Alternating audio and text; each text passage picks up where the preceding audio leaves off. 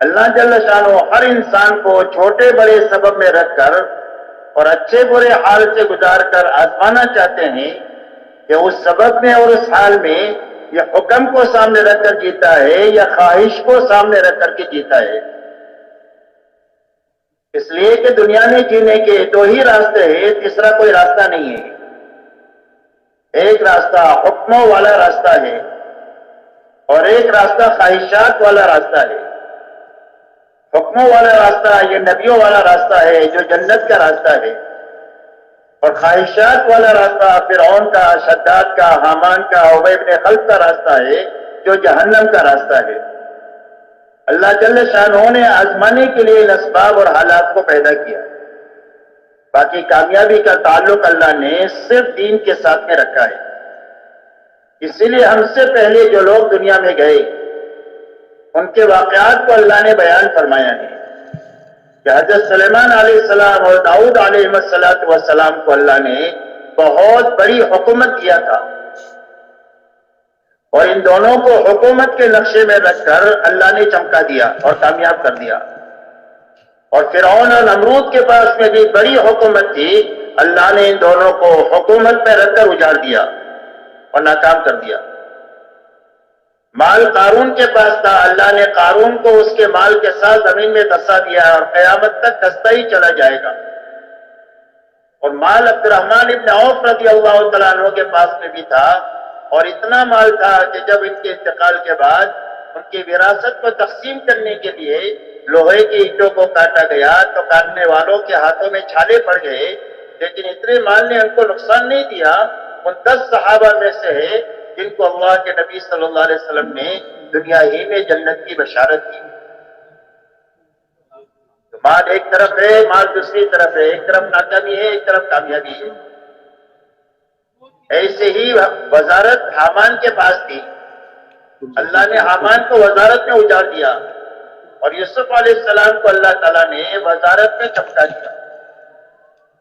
تجارت مہاجرین کے پاس تھی، مکہ والے تجارت پیشہ تھے، اللہ نے ان کو تجارت میں چمکا دیا۔ قوم شعیب کو تجارت میں اللہ نے اجاڑ دیا۔ باغات انصار مدینہ کے پاس میں تھی، اللہ نے ان کو چمکا دیا باغات میں رکھ کر کے، اور ان کی کھجوریں آج تک پوری دنیا کھا رہی ہے، اللہ نے اتنی برکت عطا فرمائی۔ دوسری طرف قوم سبا کے پاس بڑے بڑے لمبے چوڑے باغات تھے، اللہ نے ان کو ان باغات میں رکھ کر اجاڑ دیا۔ میرے محترم دوستو، یہ بنیاد سمجھائی ہے کہ اللہ کے یہ اسباب کامیابی ناکامی کے نہیں ہیں، بلکہ ان اسباب میں دینداری کامیابی کا سبب ہے، اور ان اسباب میں بے دینی ناکامی کا سبب ہے۔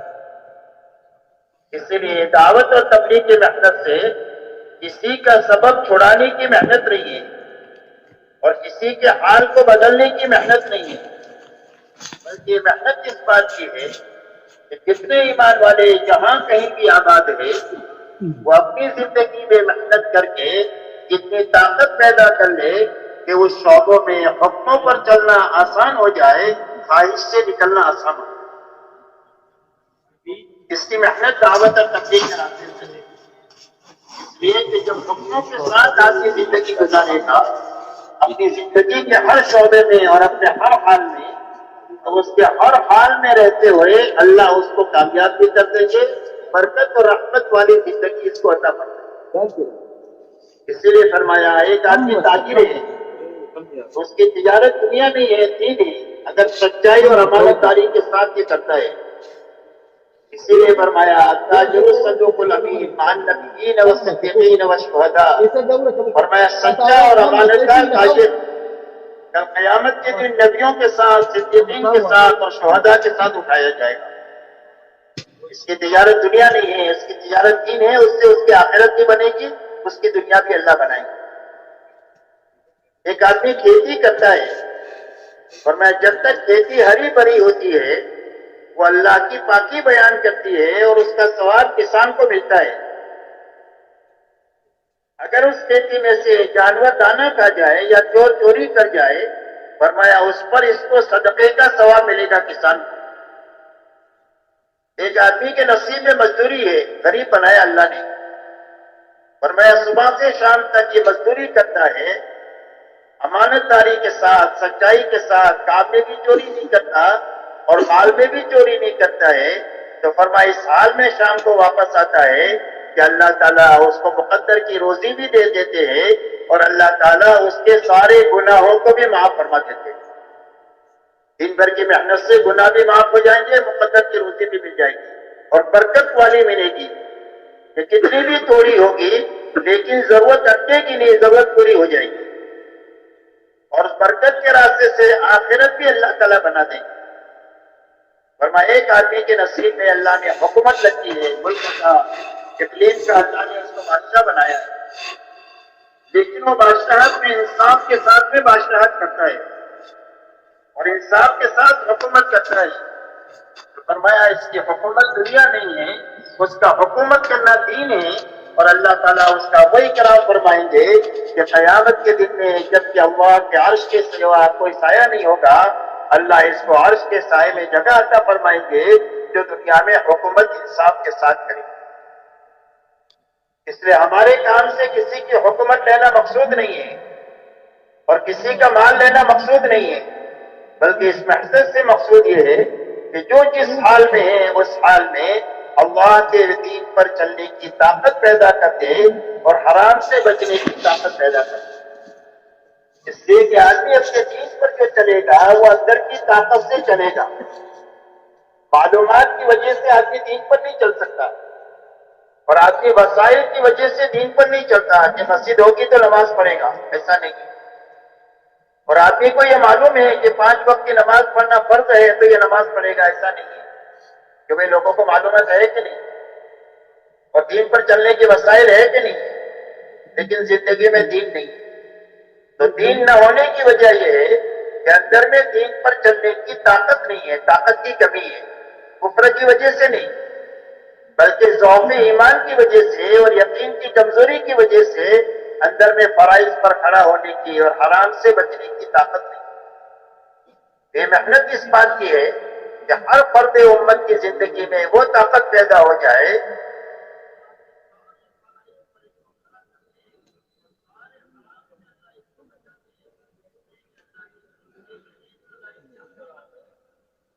کرنے کے لائن کے احکامات ہیں، بچنے کے لائن کے احکامات ہیں۔ اتنی طاقت کا حاصل کرنا ہر مرد اور عورت کے اوپر فرض عین ہے جو سارے فرائض پر اس کو کھڑا کر دے، سارے حرام سے اس کو بچا دے، تاکہ زندگیوں میں پورا دین اپنی حقیقت کے ساتھ آ جائے۔ اس لیے کہ کامیابی اللہ کی طرف سے جو ملے گی وہ پورے دین پر ملے گی۔ اگر زندگیوں میں دین ادھورا ہوگا، اور ادھورا دین اس کو کہتے ہیں کہ کرنے کے کچھ کام کیے کچھ نہیں کیے، بچنے کی کچھ چیزوں سے بچے کچھ چیزوں سے نہیں بچے، تو یہ ادھورا دین ہے۔ جب زندگیوں میں ادھورا دین ہوگا تو اللہ کی مدد آنے کے بجائے اللہ کی طرف سے دنیا میں حالات آئیں گے، پریشانی کے، مصیبتوں کے۔ اسی لیے فرمایا ما اصابکم من مصیبت فبما کسبت ایدیکم ویعفو عن کثیر۔ فرمایا جو مصیبت بھی تمہارے پر دنیا میں آ رہی ہے تمہارے ہاتھوں کے غلط کاموں کی وجہ سے آ رہی ہے، اور بہت ساری غلطیاں تو وہ ہے جو اللہ تعالیٰ معاف فرما دیتے ہیں، اور حالات بھی اللہ کی طرف سے آتے ہیں، وہ ایمان والوں کے لیے رحمت بن کر آتے ہیں۔ اسی لیے فرمایا وَلَنُذِيقَنَّهُم مِّنَ الْعَذَابِ الْأَدْنَىٰ دُونَ الْعَذَابِ الْأَكْبَرِ لَعَلَّهُمْ يَرْجِعُونَ۔ اللہ جل شانہ فرماتے ہیں بڑے عذاب سے جو موت سے شروع ہوگا۔ دنیا میں چھوٹے چھوٹے حالات ہم لاتے ہیں، چھوٹی چھوٹی پریشانیاں لاتے ہیں، اور پریشانیاں لانے کی وجہ یہ ہے تاکہ ان پریشانیوں سے گھبرا کر ہماری طرف رجوع کرے، ہماری طرف لوٹے اور توبہ تلہ کر کے ہم کو راضی کر لے۔ اس لیے یہ بنیادی بات سمجھنے کی ہے کہ اللہ کی مدد اور کامیابی جو پوری ملے گی وہ پورے دین پر ملے گی۔ ادھورا دین ہوگا تو دنیا میں مصائب اور حالات آئیں گے، اور آخرت میں عذاب ہوگا۔ اللہ کسی کو معاف کر دے تو اللہ کو کوئی پوچھنے والا نہیں، لیکن ضابطے کی بات یہ ہے۔ اس لیے دعوت اور تبلیغ کی محنت اس بات کی ہے کہ ہر فرد امت میں پورا دین اپنی حقیقت کے ساتھ آ جائے، تاکہ دین کے راستے سے اللہ ہماری دنیا بھی سنوار دے اور ہماری آخرت بھی اچھے سے اچھی بنا دے۔ اب میرے دوستو پورا دین کیا ہے اس کو اچھی طرح سمجھنا ہے، اس لیے کہ اس وقت کا المیہ یہ ہے کہ ہم دین کے معاملے میں اپنے سے نیچے والوں کو دیکھتے ہیں اور دنیا کے معاملے میں اپنے سے اوپر والوں کو دیکھتے ہیں، تو دین کی کمی کا احساس نہیں ہوتا ہم کو کہ ہمارے اندر میں دین کی کمی ہے۔ دنیا کے معاملے میں اوپر دیکھتے ہیں، 100 پتی 1000 پتی کو دیکھتا ہے اور 1000 پتی لکھ پتی کو دیکھتا ہے، لکھ پتی کروڑ پتی کو دیکھتا ہے، کروڑ پتی ارب پتی کو دیکھتا ہے، ارب پتی خرب پتی کو دیکھتا ہے، خرب پتی ملک والے کو دیکھتا ہے کہ میرے پاس تو پیسہ ہی ہے، اقتدار نہیں ہے، اور اقتدار والا اس کو دیکھتا ہے جس کے بعد بڑا ملک ہے کہ میرے پاس تو چھوٹا ہے، اس کے بعد بڑا ہے۔ تو جو جس حال میں ہے وہ سمجھ رہا ہے کہ میں فقیر ہوں، میرے پاس کچھ نہیں ہے، میرے پاس اور ہونا چاہیے۔ اور دین کے معاملے میں ہر آدمی اپنے سے نیچے والوں کو دیکھتا ہے۔ ایک آدمی 5 وقت کا نمازی ہے تو 3 وقت والے کو دیکھتا ہے، الحمدللہ میں تو 5 وقت کا نمازی ہوں، بہت سارے مسلمان صرف 3 ہی وقت ہی پڑھتے ہیں، الحمدللہ میں تو پکا مسلمان ہوں۔ اور 3 وقت والی جمعہ والے کو دیکھتا ہے، اور جمعہ والا اس کو دیکھتا ہے جو جمعہ کے بھی نہیں پڑھتا کہ ہم تو جمعہ پڑھتے ہیں، بہت سارے لوگ جمعہ بھی نہیں پڑھتے، ہم تو ان سے اچھے ہیں۔ اور جو جمعہ نہیں پڑھتے ان کو دیکھتے ہیں جو شرابی کبابی ہے کہ ہم نمازی تو نہیں پڑھتے، باقی کچھ غلطیاں تھوڑی کرتے ہیں، ہم تو شریف آدمی ہیں۔ اور جو شرابی کبابی ہے ان کو دیکھتے ہیں جو کلمہ نہیں پڑھتے، ہم تو کلمہ پڑھتے ہیں، جنت تو ہماری ہے۔ تو ہر آدمی اپنے دین کے بارے میں مطمئن ہے، حالانکہ بے دینی کوٹ کوٹ کے اس کی زندگی میں بھری ہوئی ہے، لیکن دین کی کمزوری کا احساس نہیں ہے اور دین کی کمی کا احساس نہیں ہے، اس لیے کہ جہاں دیکھنا چاہیے وہاں ہم دیکھتے نہیں ہیں۔ اس لیے کہ ہم کو یہ حکم ہے کہ دنیا کے معاملے میں اپنے سے نیچے والوں کو دیکھو، تو جو نعمت اللہ نے دی ہے اس کا شکر پیدا ہوگا، اور دین کے معاملے میں اپنے سے اوپر والوں کو دیکھو تاکہ اپنی دین کی کمی ہر وقت میں ہماری پر کھلتی رہے اور دینی کمزوری سامنے آتی رہے۔ اسی لیے کہتے ہیں کہ کوئی بھی آدمی صابرین میں سے اور شاکرین میں سے بن نہیں سکتا ہے جب تک دنیا کے معاملے میں نیچے نہ دیکھنے اور دین کے معاملے میں اوپر نہ دیکھے۔ اور اللہ تک پہنچنے کا اور اللہ کی رضا تک پہنچنے کا اور جنت تک پہنچنے کا یہی راستہ ہے، صبر اور شکر کا، کہ آدمی زندگی گزارے شکر کے ساتھ اور آدمی زندگی گزارے صبر کے ساتھ۔ اگر یہ 2 صفتیں آدمی کی زندگی میں آ گئی تو یہ اللہ کو راضی کر لے گا، اللہ کی رضا پر موت آ جائے گی، ہمیشہ ہمیشہ کی جنت مل جائے گی۔ اور اس کا راستہ یہ بتلایا کہ دنیا کے معاملے میں اپنے سے نیچے والوں کو ہمیشہ دیکھنا اور دین کے معاملے میں ہمیشہ اپنے سے اوپر والوں کو دیکھنا۔ تو ہمارے لیے معیار کون ہے؟ حق کا معیار کون ہے؟ اور میں حق کا معیار حضور صلی اللہ علیہ وسلم اور صحابہ کی جماعت ہے۔ آپ سے پوچھا گیا حق کیا ہے؟ فرمایا ما انا علیہ واصحابی، فرمایا جس پر میں ہوں اور میرے صحابہ ہے وہ حق ہے۔ قیامت تک حق کے سمجھنے کا ایک ہی معیار ہے، وہ حضور پاک صلی اللہ علیہ وسلم اور صحابہ کی جماعت ہے۔ آپ کے بارے میں تو اللہ نے فرما دیا وَلَكُمْ فِي رَسُولِ اللَّهِ أُسْوَةٌ حَسَنَةٌ، تمہارے لیے حضور صلی اللہ علیہ وسلم کی زندگی میں بہترین نمونہ ہے، اپنی زندگی کو محمدی سانچے میں ڈھال کر زندگی گزارو۔ اور صحابہ محمد صلی اللہ علیہ وسلم کے بارے میں فرمایا کہ میرے سارے صحابہ ستاروں کے مانند ہیں، جن کے پیچھے بھی تم چلو گے وہ تم کو اللہ تک اور جنت تک پہنچا دیں گے۔ حضرت عبداللہ ابن مسعود رضی اللہ تعالیٰ عنہ فرماتے ہیں کہ جو کسی کی راہ لینا چاہے اور جو کسی کی نقل اتارنا چاہے اور جو کسی کی ڈگر پر چلنا چاہے تو فرمایا وہ اصحاب محمد صلی اللہ علیہ وسلم کے پیچھے پیچھے چلے، اس لیے کہ اللہ تعالیٰ نے ان کو حضور صلی اللہ علیہ وسلم کی صحبت کے لیے اور دین کو دنیا میں پھیلانے کے لیے اللہ تعالیٰ نے ان کو منتخب کیا ہے، اور ان کی حالت ایسی ہے کہ یہ دلوں کے بہت پاک ہے، علم کے بہت گہرے ہیں اور تکلفات سے زندگیاں بالکل پاک ہیں، جو اندر میں ہے وہی باہر ہے۔ اس لیے حق کا معیار قیامت تک حضور صلی اللہ علیہ وسلم اور صحابہ کی زندگی ہے۔ اور ان کو سامنے رکھ کر چلنے کا سارے ایمان والوں کو حکم ہے۔ یا ایھا الذین آمنوا اتقوا اللہ وکونوا مع الصادقین، اے ایمان والو اللہ سے ڈر کر کے زندگی گزارو اور سچے لوگوں کے ساتھ رہو۔ تو قرآن میں مہاجر اور انصار کو اللہ نے سچا کہا ہے دو جگہ پر، ایک جگہ مہاجرین کو سچا کہا ہے، ایک جگہ انصار کی جماعت کو بھی سچا کہا ہے کہ بھائی یہ سچے ہیں، ان سچوں کے ساتھ رہو، ان کی چال چلو، ان کی زندگی اپناؤ، ان کی خلوت جلوت اپنی بناؤ، ان کی انفرادی اجتماعی زندگی اپنی بناؤ، اس لیے کہ حق انہی کے ساتھ مقید ہے قیامت تک۔ جو اپنے ماحول سے حق کو سمجھنے کی کوشش کرے گا وہ غلطی اور دھوکے کے ساتھ زندگی گزارے گا اور ہو سکتا ہے دھوکے پر ہی مرے، اس لیے کہ ماحول میں دیکھے گا تو غلط صحیح سمجھے گا جس کو وہ غلط ہوگا، جس کو حق سمجھے گا وہ باطل ہوگا، اور اگر اس دھوکے کے ساتھ موت آ گئی تو کل انسان خون کے آنسو روئے گا، اس کے آنسوؤں کا پوچھنے والا کوئی نہیں۔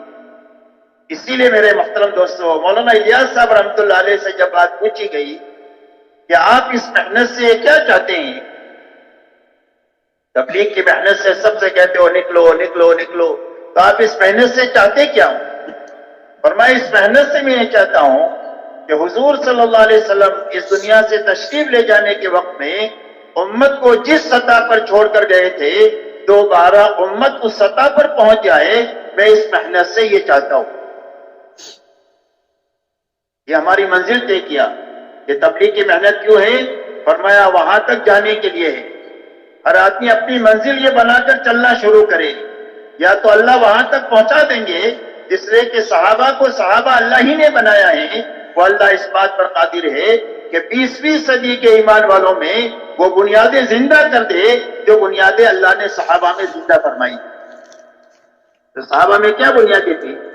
اور میں صحابہ میں دو بنیادیں تھی، ایک تو 100% ایمان والوں میں پورا دین اپنی حقیقت کے ساتھ پایا جاتا تھا، پورا دین اپنی حقیقت کے ساتھ پایا جاتا تھا، جو قرآن میں ہے وہ ان کی زندگی میں ہی، جتنے کرنے کے کام بتائے وہ سارے کام ان کی زندگیوں میں ہیں، جتنی چیزوں سے بچنے کا حکم ہے ان ساری چیزوں سے زندگیاں ان کی بچی ہوئی ہے، جن صفات سے اللہ نے متصف ہونے کے لیے کہا ہے ان صفات سے ان کی زندگی متصف ہے، اور جن رذائل سے پاک رہنے کا حکم دیا ہے ان رذائل سے ان کی زندگیاں پاک ہے۔ اسی لیے فرمایا کانوا کتاب اللہ یمشون علی الارض، فرمایا زمین پر چلتی پھرتی اللہ کی کتاب کے، جسے قرآن سمجھنا ہوتا تھا ان کی زندگی کو سمجھا جا سکتا تھا ان کی زندگی سے۔ اسی لیے ان کی دعوت اسلموا تسلموا، فرمایا اسلام لاؤ سلامتی ملے گی۔ فرمایا کون سا اسلام؟ فرمایا کونوا مثلنا، فرمایا ہمارے جیسے ہو جاؤ، جیسے ہو جاؤ، ہمارے جیسے ہو جاؤ۔ ہماری زندگی وہ ہے کہ زندگی پر اللہ نے اپنی رضا کی مہر لگائی ہوئی ہے، کہ صحابہ کی ہر چیز سے اللہ راضی ہے، ان کے فقر سے، ان کے مالداری سے، ان کی انفرادی زندگی سے، ان کی اجتماعی زندگی سے، ان کی عبادت سے، ان کی زندگی کے ہر حرکت اور سکون سے اللہ خوش ہے۔ ہماری جیسی زندگی بنا دو، اللہ تعالیٰ تم سے بھی خوش ہے۔ اس لیے ایک تو پورا دین اپنی حقیقت کے ساتھ ان کی زندگی میں پایا جاتا تھا۔ دوسری بات 100% صحابہ میں یہ تھی کہ 100% صحابہ نے اپنی جان مال کو اللہ کے دین کے مقابلے میں بے قیمت بنایا تھا، کہ ہماری جان کی اللہ کے اور اللہ کے دین کے مقابلے میں کوئی بھی قیمت نہیں ہے۔ اللہ کی طرف سے کوئی تقاضا آئے، اس کے دین کا تقاضا آئے تو اس کے لیے ایک جان لگانے کا تقاضا ہے تو ایک لگا سکتے ہیں، گھرانے کو لگانے کا تقاضا ہے تو گھرانہ لگا سکتے ہیں، برادری کو لگانے کا تقاضا ہے تو برادری کو لگا سکتے ہیں۔ ہماری جان اللہ کے اور اللہ کے دین کے مقابلے میں بے قیمت ہے۔ ویسے تو ایمان والے کی جان تو بہت قیمتی ہے، اگر ساری دنیا کسی مومن کو قتل پر جمع ہو جائے تو اللہ سب کو عذاب دیں گے، مومن اتنا قیمتی ہے، لیکن اللہ کے مقابلے میں اور اللہ کے دین کے مقابلے میں ہماری جانیں بے قیمت ہے۔ اللہ بڑے اور اللہ کا دین بڑا۔ ایسے ہی مال کو بے قیمت بنایا اللہ کے اور اللہ کے دین کے مقابلے میں، کہ جتنے مال کا تقاضا ہوگا اتنا مال اللہ کے دین پر لگائیں گے، 100 کا تقاضا ہے تو 100 لگائیں گے، اور 1000 کا تقاضا ہے تو 1000 لگائیں گے، اور جھاڑو مار کر لگانے کا تقاضا ہے تو جھاڑو مار کر پورا اس یقین کے ساتھ لگا دیں گے کہ جب اللہ کی نسبت پر لگا دیں گے تو اللہ اجاڑیں گے نہیں، اللہ آباد کر دیں گے۔ اس لیے کہ اللہ کی نسبت پر کھپنے والے کبھی اجڑتے نہیں ہیں بلکہ آباد ہوتے ہیں، اور وہ نہیں آباد ہوتے بلکہ ان کی صدیوں تک کی نسلیں آباد ہو جاتی ہے جو اللہ کی نسبت پر اپنے آپ کو مٹا دیتے ہیں اللہ کے لیے۔ اس لیے کہ اللہ سے بڑھ کر کے کوئی غیرت والا نہیں ہو سکتا ہے۔ ایک آدمی اللہ کی نسبت پر اپنا لگا دے اور اللہ اس کو اور اس کے خاندان کو اجاڑ دے، کبھی نہیں ہو سکتا میرے دوست۔ تو یہ دو بنیادیں صحابہ میں تھی، اس لیے اس کو ہمیں سمجھنا ہے تاکہ اپنی منزل طے کریں۔ جب منزل طے کریں گے تو چلتے رہنا آسان ہو جائے گا، لمبا سفر ہے۔ اس لیے کہ تبلیغ چلے 4 مہینے کا کام نہیں ہے، 7 مہینہ سال کا کام نہیں ہے، بلکہ زندگی بھر کرنے کا کام ہے۔ فرمایا وَاعْبُدْ رَبَّكَ حَتَّىٰ يَأْتِيَكَ الْيَقِينُ، فرمایا اللہ کی عبادت میں، اللہ کی اطاعت میں، اللہ کے کام میں لگے رہو۔ کب تک؟ فرمایا موت تک کا مطالبہ ہے، موت تک لگے رہنے کا۔ اور یہ فرمایا لا تموتن الا وانتم مسلمون، اللہ فرماتے مسلمان ہو کر کے مریو، یعنی فرما بردار بن کر کے مریو۔ تو فرما بردار بن کر کون مرے گا؟ فرما جو فرما بردار بن کر جیے گا وہ فرما بردار بن کر مرے گا، اور جو فرما بردار بن کر مرے گا وہ فرما بردار بن کر قیامت کے دن اٹھے گا۔ جیسی زندگی ہے ایسی موت ہے، اور جیسی موت ہے ایسا قیامت کے دن حشر میں اٹھنا ہے۔ اس لیے جینے اور مرنے کا مطالبہ دین کے ساتھ اور دین کی محنت کے ساتھ لمبا سفر ہے۔ اگر منزل طے نہیں کریں گے تو اس راستے کی صحبتوں سے تھک ہار کر یا تو بیٹھ جائیں گے یا راستہ بدل دیں گے۔ تو جو بیٹھ جائے گا وہ بھی منزل گم کر دے گا، اور جو راستہ بدل دے گا وہ بھی منزل گم کر دے گا، منزل گم ہو جائے گی۔ اور جو چلتا رہے گا صحیح رخ کے ساتھ میں، یا تو اللہ وہاں تک پہنچا دیں گے، اگر پہنچنا نہیں ہوا راستے میں مر گیا تو اللہ تعالیٰ پہنچنے والوں کے ساتھ حشر فرما دیں گے۔ اللہ کے داد و دہش کے انداز نرالے ہیں۔ فرمایا ایک آدمی نے حفظ شروع کیا اور حافظ بننے سے پہلے مر گیا تو اللہ قیامت کے دن اس کو حافظ اٹھائیں گے۔ ایک آدمی حج کے لیے لاہور سے روانہ ہوا احرام باندھ کر، اور لاہور کے ایئرپورٹ پر مر گیا تو اللہ قیامت کے دن اس کو حاجی اٹھائیں گے۔ صحابہ کو منزل بنا کر ہم چلتے رہیں گے، یا تو اللہ ان بنیادوں تک پہنچا دیں گے جو بنیادیں میں صحابہ میں زندہ تھی، اور اللہ ان بنیادوں کی بنیاد پر ہم سے وہ کام لے لیں گے جو اللہ نے صحابہ سے کام لیا۔ اور اگر اتنا منظور نہیں ہوا، راستے میں مر گئے، تو اللہ تعالیٰ ان کے ساتھ حشر فرما دے۔ اس لیے میرے دوستو، مولانا الیاس صاحب رحمۃ اللہ علیہ نے اس محنت کی منزل یہ طے کیا کہ حضور صلی اللہ علیہ وسلم امت کو جہاں چھوڑ کر گئے تھے، امت دوبارہ وہاں تک پہنچے۔ اس محنت میں آنے والا، اس کو محبت کرنے والا، اس میں چلنے والا ہر آدمی اپنی منزل یہ بناوے کہ مجھے وہاں تک جانا ہے جہاں صحابہ پہنچے تھے۔ اللہ تعالیٰ پہنچا دیں گے یا اس کے ساتھ میں ہمارا حشر فرما دیں گے۔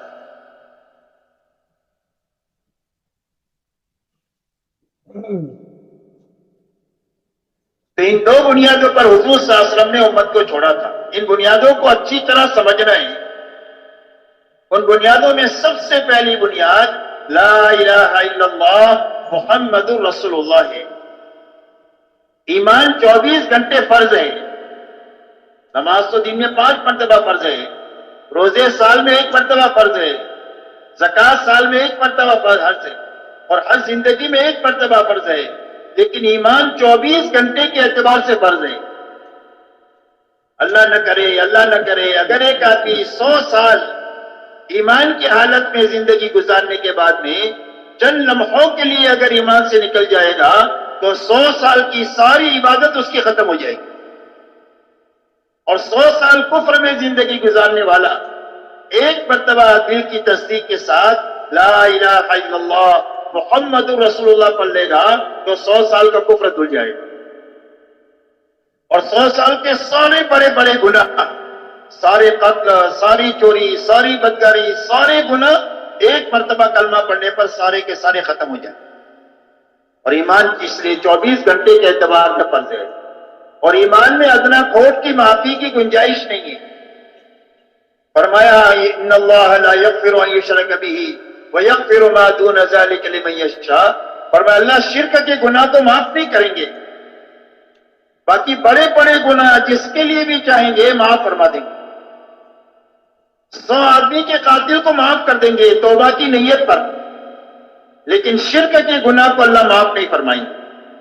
اس لیے میرے دوستو، سب سے پہلی بنیاد ہمارے دین کی یہ ہے کہ ہر کلمہ پڑھنے والے کا سب سے پہلے کلمہ بننا چاہیے، اور کلمے کے بننے کے معنی یہ ہے کہ ہر کلمہ پڑھنے والے کے الفاظ صحیح ہوتے ہوئے اس کا یقین یہ بننا چاہیے کہ میری زندگی کے بننے اور بگڑنے کا تعلق ملک و مال سے نہیں ہے، ڈگری اور عہدوں سے نہیں ہے، چیزوں اور سامان اور حکومتوں سے نہیں ہے، میری زندگی کے بننے اور بگڑنے کا تعلق صرف ایک اللہ کی ذات کے ساتھ ہے۔ اللہ ہی زندگی دیتے ہیں، اللہ ہی موت دیتے ہیں، اللہ ہی رات لاتے ہیں، اللہ ہی دن لاتے ہیں۔ دنیا میں جو کچھ ہو رہا ہے وہ صرف اور صرف اللہ ہی کے کرنے سے ہو رہا ہے۔ پوری دنیا کے جتنا نظام ہے وہ اللہ کے امر کے ساتھ جڑا ہوا ہے۔ جب تک بقا کا امر ہے، جب تک پوری دنیا باقی ہے۔ جب اللہ فنا کا امر لائیں گے تو پوری دنیا ختم ہو جائے گی، آسمان ٹوٹ جائے گا، پہاڑ روئی کے جالوں کی طرح اڑ جائیں گے، سمندروں کا پانی خشک ہو جائے گا، سارے انسان اور جنات مر جائیں گے اور سارے فرشتے بھی مر جائیں گے۔ اللہ فرمائیں گے لمن الملک اليوم، آج کے دن بادشاہت اور ملکیت حکومت کس کی ہے؟ کوئی بھی جواب دینے والا نہیں۔ اللہ فرمائیں گے للہ الواحد القہار، پہلے بھی ایک تنے تنہا زبردست اللہ مالک تھے، آج بھی مالک ہے، آئندہ بھی مالک اللہ ہی رہیں گے۔ اس سے میرے محترم دوستو، زندگی کے بننے بگڑنے کا تعلق دنیا کی کسی چیز سے ہے ہی نہیں ہے۔ اس دھوکے سے نکلنا ہے امت کو، تاکہ امیدیں دنیا سے ختم ہو جائے، مخلوق سے، اور ڈر مخلوق کا ختم ہو جائے۔ اس لیے کہ جتنی بنی ہوئی چیزیں ہیں وہ اللہ ہی کی بنائی ہوئی ہے، اور ساری مخلوقات کے بارے میں اللہ کا فیصلہ ہے، چاہے وہ ذرہ ہو یا پہاڑ ہو، چاہے چیونٹی ہو چاہے جبرائیل امین ہو، چاہے قطرہ ہو یا چاہے سمندر ہو، چاہے پیسہ ہو یا لاکھوں یا اربوں ہو، ان سب کے بارے میں اللہ کا فیصلہ ہے۔ لا یملک نفعا ولا ضرا ولا موتا ولا حیاتا ولا نشورا۔ فرمایا جتنی مخلوقات نظر آ رہی ہے، اس کے کسی کے ہاتھ میں بھی کسی کو نفع دینا نہیں ہے، کسی کے ہاتھ میں نقصان دینا نہیں ہے، کسی کے ہاتھ میں کسی کو مارنا نہیں ہے، اور کسی کے ہاتھ میں کسی کو زندہ کرنا نہیں ہے، اور کسی کے ہاتھ میں مار کر دوبارہ زندہ کرنا نہیں ہے۔ یہ سب کچھ تنے تنہا ایک اللہ ہی کے ہاتھ میں ہے۔ اللہ ہی نفع نقصان کے مالک ہے، اللہ ہی زندگی اور موت کے مالک ہے، اور اللہ ہی سب کو مار کر کے دوبارہ زندہ کرنے کے مالک صرف تنے تنہا اللہ ہے۔ اس لیے مخلوق سے امید بھی ختم ہو جائے اور مخلوق کا ڈر بھی ختم ہو جائے۔ کیا ختم ہو جائے؟ مخلوق سے امید بھی ختم ہو جائے اور مخلوق سے ڈر بھی ختم ہو جائے، کہ ساری دنیا کے سارے انسان اپنے تمام تر ساز و سامان کے ساتھ بھی کسی ایک آدمی کو مارنا چاہے تو وقت سے پہلے اس کو مار نہیں سکتے ہیں، اور کسی کو چند سیکنڈ کی زندگی بڑھانا چاہے تو بڑھا نہیں سکتے ہیں۔ یہ یقین ہمارا بنے تاکہ مخلوق کا ڈر بھی نکل جائے اور مخلوق سے امید بھی ہماری ختم۔ ہم امید رکھیں گے صرف اللہ سے، ہمارے کام بنانے والے صرف اللہ ہے، اور کاموں کی بگاڑنے والے بھی صرف تنے تنہا اللہ ہے۔ اگر ملک سے زندگی بنتی تو فرعون اور نمرود کی بن جاتی، مال سے زندگی بنتی تو قارون کی بن جاتی، اگر باغات سے زندگی بنتی تو قوم سبا کی بن جاتی۔ ان چیزوں میں زندگیوں کا بننا نہیں ہے، زندگیوں کے بننے بگڑنے کا تعلق صرف ایک اللہ کی ذات کے ساتھ۔ اس لیے میرے دوستو، سب سے پہلے دعوت کی محنت میں یقین کے بنانے کی محنت ہے، کہ ہر آدمی کا یقین یہ بنے کہ میری زندگی کے بننے بگڑنے کا تعلق صرف ایک اللہ کی ذات کے ساتھ ہے۔ اللہ ہی زندگیوں کو بناتے ہیں، اللہ ہی زندگیوں کو اجاڑتے ہیں۔ آج تک جتنوں کی بنی ہے اللہ کے بنانے سے بنی ہے، اور آج تک جتنوں کی اجڑی ہے اللہ کے اجاڑنے سے اجڑی ہے۔ یہ یقین ہمارا بنے تاکہ مخلوق کا ڈر بھی نکل جائے اور مخلوق سے امید بھی ختم ہو۔ اسی کے ساتھ ہمارا یقین یہ بنے کہ ہماری زندگی کے بننے کا تعلق اللہ کی ذات کے ساتھ ہے اور اللہ کے یہاں سے زندگی کے بنانے کا ایک ہی ضابطہ ہے، اندھادھند نظام نہیں ہے، اس کی بنا دیا اس کی اجاڑ دیا، ایسا نہیں ہے۔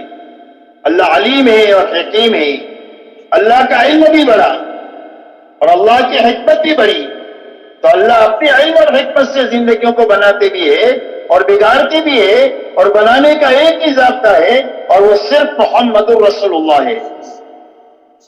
فرمایا کس کی زندگی اللہ بنائیں گے؟ فرمایا جو محمدی سانچے میں ڈھل کر زندگی گزارے گا اور جو محمدی بن کر کے مرے گا، اللہ اس کی زندگی کو بنا دیں گے۔ جھوپڑے میں ہے تو جھوپڑے میں بنا دیں گے، محل میں ہے تو محل میں بنا دیں گے، غریب ہے تو غربت میں بنا دیں گے، اور مالدار ہے تو مالدار میں بنا دیں گے، بیمار ہے تو بیماری میں بنا دیں گے، تندرست ہے تو تندرستی میں بنا دیں گے۔ جس حال میں بھی ہے محمدی بن کر یہ جیے گا اور محمدی بن کر کے یہ مرے گا، اللہ اس کی زندگی کو بنا دیں گے۔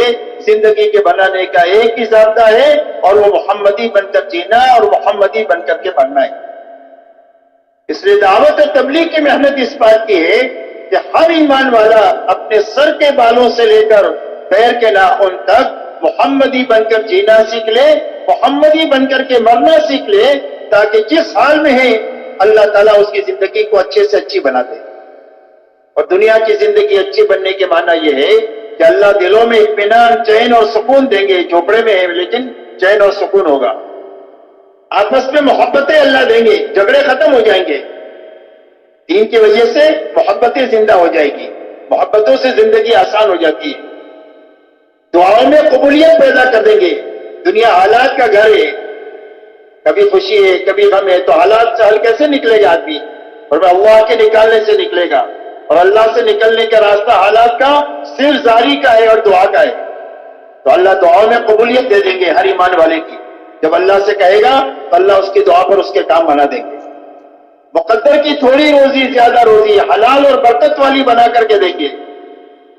یہ تھوڑی ہے لیکن کافی ہے، تھوڑی ہے لیکن برکت ہے، نسلیں کھا رہی ہے اس میں سے، گھرانے کھا رہے ہیں، اللہ تعالیٰ اتنی برکت عطا فرمائیں گے۔ ایک پیالے میں 70 صحابہ دودھ پی رہے، اللہ وہ برکتیں دکھائیں گے 2 بار، دین کی برکت سے اور محمدی بننے کی برکت سے۔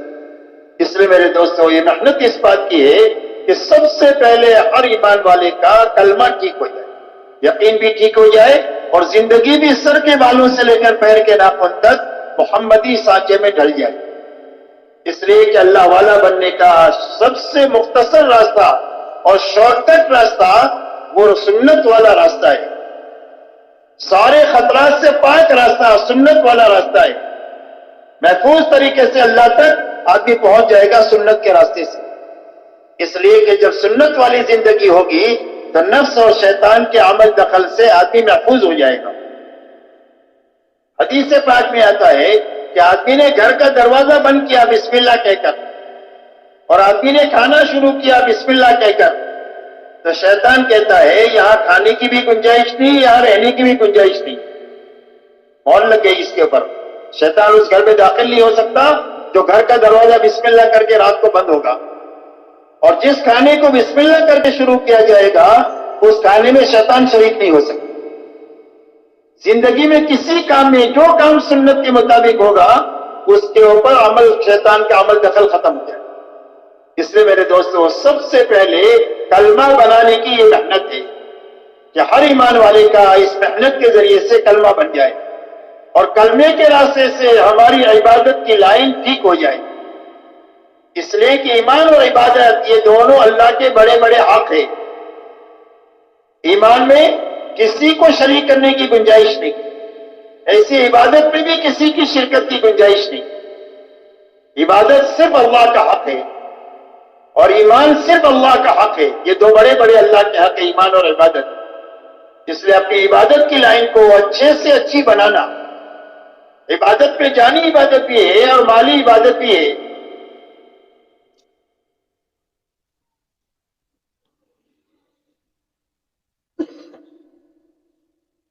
نماز روزہ یہ جانی عبادت ہے، تو اپنی نماز کو ایسی اچھی بنانا کہ جس نماز کے ذریعے سے ہماری 24 گھنٹے کی زندگی اچھی بن جائے۔ اس لیے کہ 24 گھنٹے کی زندگی اچھی جو بنے گی وہ نماز کے بننے کے راستے سے بنے گی۔ اللہ والے یہ فرماتے ہیں کہ نماز کی مثال زندگی میں ایسی ہے جیسے گھر میں روشن دان اور کھڑکی ہوتی ہے۔ تو گھر کا دھواں کہاں سے باہر جائے گا؟ کھڑکی اور روشن دان سے باہر جائے گا۔ گھر میں تازہ ہوا کہاں سے آئے گی؟ کھڑکی اور روشن دان سے آئے گی۔ ایسا ہی زندگیوں کی برائیاں زندگیوں سے جو نکلے گی وہ نماز کے راستے سے نکلے گی، اور زندگیوں میں اچھائیاں جو آئے گی وہ نماز کے راستے سے آئے گی۔ اسی لیے نماز کے بارے میں اللہ نے فرمایا ان الصلاۃ تنہی عن الفحشاء والمنکر، فرمایا نماز آدمی کو بے حیائی اور برائی کے کاموں سے روکتی رہتی ہے۔ نماز بنتی جائے گی تو زندگیوں میں سے رضائی نکلتے جائیں گے، اچھائیاں زندگی میں آتی چلی جائیں گی۔ حضرت عمر رضی اللہ تعالیٰ عنہ کے زمانے میں ایک نوجوان کی آنکھ لڑ گئی ایک دوشیزہ سے، تو خیر القرون کا بہترین زمانہ تھا، تو لڑکی نے لڑکے سے یہ کہا کہ آگے کی بات تو بعد میں کریں گے، پہلے ایک کام کرو، امیر المومنین کے پیچھے آپ 40 دن تکبیر اولیٰ کے ساتھ نماز پڑھو۔ یہ راستہ دکھایا۔ تو اس نوجوان نے 40 دن تک امیر المومنین کے پیچھے تکبیر اولیٰ کے ساتھ نماز پڑھی۔ اس کا اثر یہ ہوا کہ لڑکی کا دھیان دماغ میں سے نکل گیا، اللہ کی محبت دل میں آ گئی، اور پوری زندگی نکھرنے کا سامان پیدا ہو گیا۔ اس میں میرے دوستوں اپنی نماز بنانے کی محنت ہے تبلیغ میں، کہ ہر ایمان والا اپنی نماز بنا کر کے اپنی نماز ایسی اچھی بنا دے جو 24 گھنٹے کی زندگی کو اللہ کی اطاعت اور فرما برداری پر کھڑا کر دے۔ جس طرح نماز میں پابند ہے، نماز کی باہر کی زندگی میں بھی ہم پابند رہیں گے اللہ کے حکموں کے۔ آنکھ پابند، زبان پابند، کان پابند، ہاتھ پابند، پیر پابند، دل دماغ پابند۔ جیسا نماز میں ساری پابندی، نماز کی باہر کی زندگی میں بھی پابندی۔ روزہ ایسا اچھا رکھے کہ تقوی پیدا ہو جائے، کہ حلال سے بچ گئے ہیں حکم کی بنیاد پر، کہ اللہ نے گھر میں پاک روزی موجود ہے، منع کر دیا تو نہیں کھاتے، حلال بیوی ہے اس کے پاس نہیں جاتے، پانی ہے مچھلی مشروب ہے لیکن نہیں پیتے، کیوں کہ اللہ نے منع کیا ہے۔ اور میں حلال سے بچ گئے ہیں تو حرام سے بچنے کی طاقت پیدا ہو جائے، کہ پوری زندگی اللہ نے جن چیزوں کو حرام کیا ہے اس سے بچ کر زندگی گزاریں گے۔ یہ طاقت پیدا کرنے کے لیے اللہ نے رمضان کے ایک مہینے کے روزے عطا فرمائے۔ اسی کی غرض یہی بتائی کہ روزے اس لیے فرض کیے تاکہ تمہارے اندر تقوی پیدا ہو جائے، اور حرام سے بچ گئے تو یہ سب سے بڑی عبادت گزاری ہے۔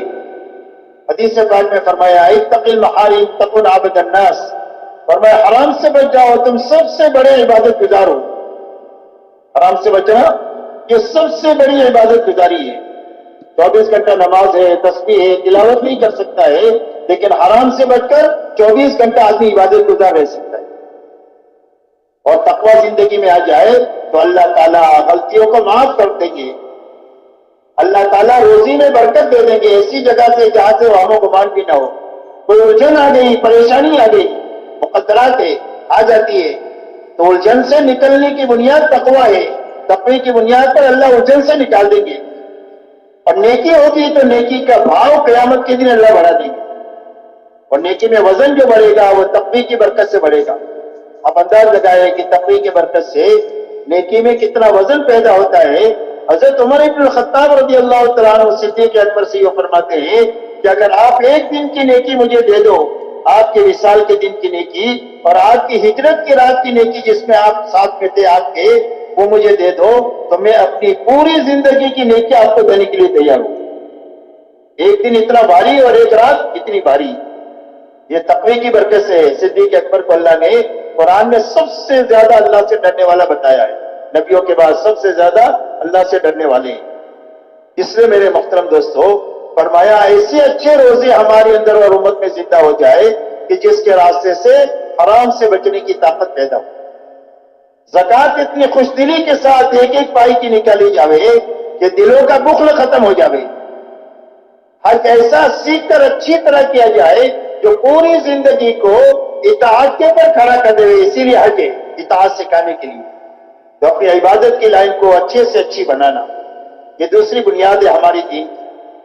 اسی کے ساتھ تیسری بنیاد ہماری معاشرت ہے، آپس کا رہن سہن ہے اور آپس کے حقوق ہے، اس لیے کہ جتنے تعلقات ہیں اتنے دنیا میں حقوق ہے، اور دنیا یہ تعلقات کی جگہ ہے، یہ بادشاہ ہے اور رعیت ہے، یہ تعلق ہے، یہ سیٹ ہے اور نوکر ہے، یہ تعلق ہے، یہ باپ ہے اور یہ بیٹے ہیں اور بچے ہیں، یہ تعلق ہے، یہ میاں ہے اور یہ بیوی ہے، یہ تعلق ہے، یہ بھائی ہے اور یہ بہن ہے، یہ تعلقات ہے، یہ پڑوسی اور یہ پڑوسی، یہ تعلقات ہے۔ یہ دنیا تعلقات کی جگہ ہے، اور جتنے تعلقات ہیں اتنے حقوق ہیں۔ جب حقوق ادا ہو جائیں گے تو حقوق کے ادا ہونے کی وجہ سے گھر سے لے کر پورا عالم جنت کا نمونہ بن جائے گا، گہوارہ بن جائے گا۔ پوری دنیا میں امن و امان ہوگا، پوری دنیا میں سلامتی ہوگی حقوق کی ادائیگی کی وجہ سے۔ اور اگر حقوق ضائع ہو جائے اور حقوق ایک دوسرے کے مارے جائے تو گھر سے لے کر پورا عالم یہ جہنم کا اکھڑا بن جائے گا۔ آج دیکھ لو پوری دنیا میں کسی کی جان محفوظ نہیں ہے، کسی کا مال محفوظ نہیں ہے، کسی کی آبرو محفوظ نہیں ہے، اس کی بنیاد حقوق کا ضائع کرنا ہے۔ جب تک یہ حقوق کا ضائع ہونا رہے گا، جب تک جان مال غیر محفوظ رہے گی، اور جب حقوق کی ادائیگی دنیا میں زندہ ہو جائے گی تو پوری دنیا میں ہر ایک کی جان مال آبرو محفوظ ہو جائے گی۔ اسی لیے ایمان والوں کے بارے میں حضور صلی اللہ علیہ وسلم فرماتے ہیں کہ ایمان والوں کی مثال ایک دوسرے کے ساتھ محبت کرنے میں، ایک دوسرے کی بھلائی چاہنے میں، اور ایک دوسرے کے کام آنے میں، اور ایک دوسرے کی غلطی معاف کرنے میں ایسی ہے جیسا کہ ایک جسم ہوتا ہے، جسم کے سارے اعضاء کی شکل الگ ہے، ہر ایک کا کام الگ ہے۔ ہاتھ پکڑتا ہے چلتا نہیں ہے، آنکھیں دیکھتی ہے بولتی نہیں ہے، ہر ایک کی شکل الگ ہے، ہر ایک کا کام الگ ہے، لیکن آپس میں اتنا جوڑ ہے کہ چلتے ہوئے ٹھوکر لگ جائے تو پورا جسم اس کی تکلیف کو محسوس کرتا ہے، اور اچھا کھانا کھا لے یا رات کو سو جائے تو پورا جسم اس کی لذت اور راحت کو محسوس کرتا ہے۔ فرمایا اس سے ایمان والوں کی مثال ہے کہ کوئی ایمان والا اپنے بھائی کی برائی کو سوچ ہی نہیں سکتا، جیسا ایک حضرت دوسرے حضرت کی برائی نہیں سوچ سکتا۔ کبھی پیر ہی نہیں کہیں گے میں جسم کے بول کو کیوں اٹھاؤں، کبھی زبان ہی نہیں کہے گی کہ پیر کی تکلیف میں اپنی زبان کو کیوں ہلاؤں۔ ہر آدمی اپنے لیے کم کام کرتا ہے، دوسرے کے لیے زیادہ کرتا ہے۔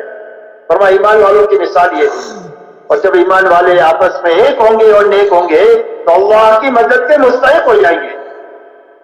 اللہ کی مدد کے اٹھنے کا سب سے بڑا سبب آپس کا اختلاف اور افتراق ہے۔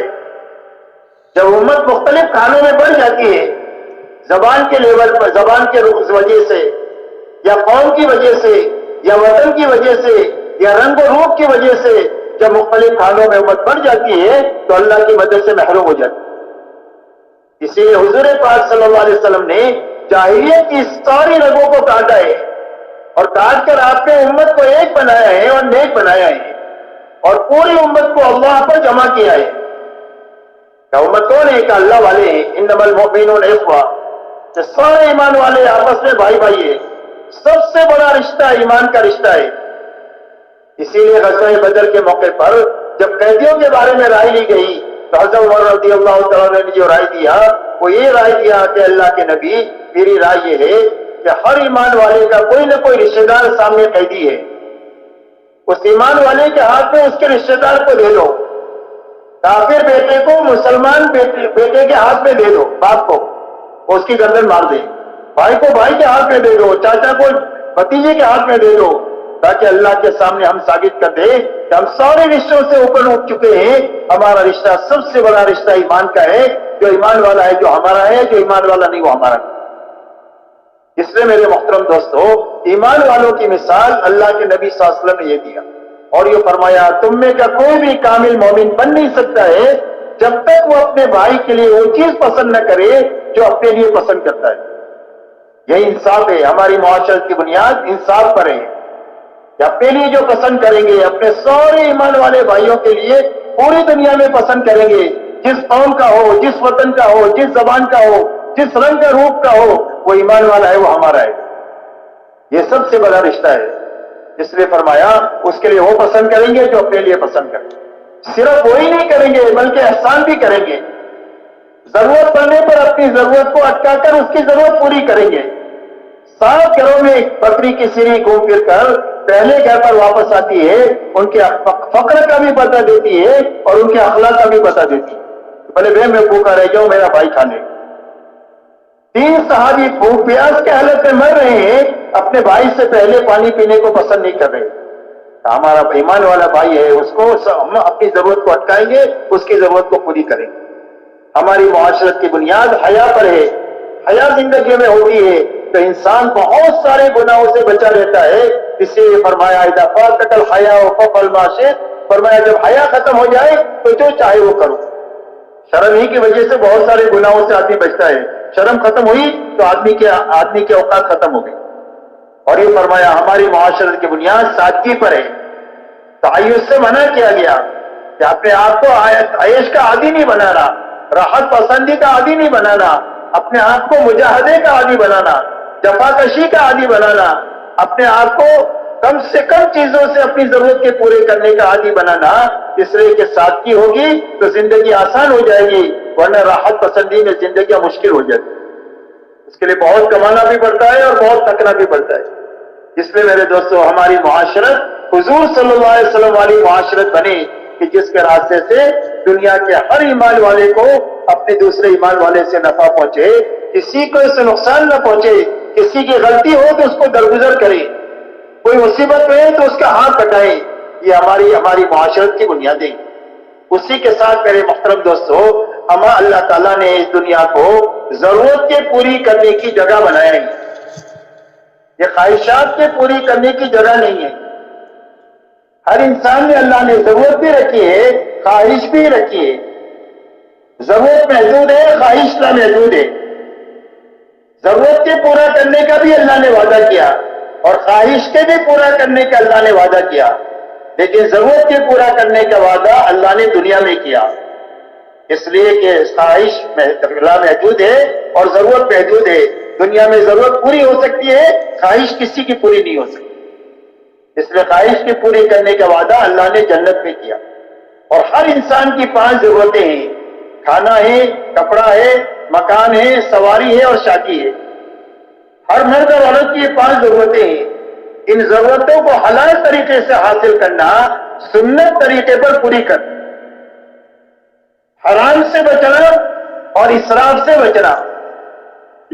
جب حلال سے اپنی ضرورتوں کو حاصل کریں گے تو اس کے لیے جو تھکیں گے اس پر بھی اللہ انعام دیں گے، اس لیے کہ ہمارے دین میں ملنگ پنا نہیں ہے اور ہمارے دین میں نفسانیت بھی نہیں ہے۔ ملنگ پنا بھی غلط لوگوں کا سیوا ہے کہ کچھ کریں گے نہیں، کسی کونے میں پڑیں گے اور گھر والوں کے لیے بوجھ بن کر کے رہیں گے، اور میں اس کی اجازت نہیں ہے۔ اور نفسانیت کی بھی اجازت نہیں ہے۔ نفسانیت کہتے ہیں مادہ پرستی کو، کہ آدمی کی زندگی کا مقصد پیسہ بن جائے، کہ پیسہ آنا چاہیے، حلال سے آئے، حرام سے آئے، جھوٹ سے آئے، دھوکے سے آئے، ملاوٹ سے آئے، پیسہ آنا چاہیے۔ یہ نفسانیت ہے، یہ بھی غلط لوگوں کا سیوا ہے۔ اسلام ان دونوں کے بیچ کا صراط مستقیم ہے کہ ہر مسلمان کی گھریلو زندگی ہوگی، ہر مسلمان کی کاروباری زندگی ہوگی، لیکن وہ دینداری کے ساتھ ہوگی اور دین کی محنت کے ساتھ ہوگی۔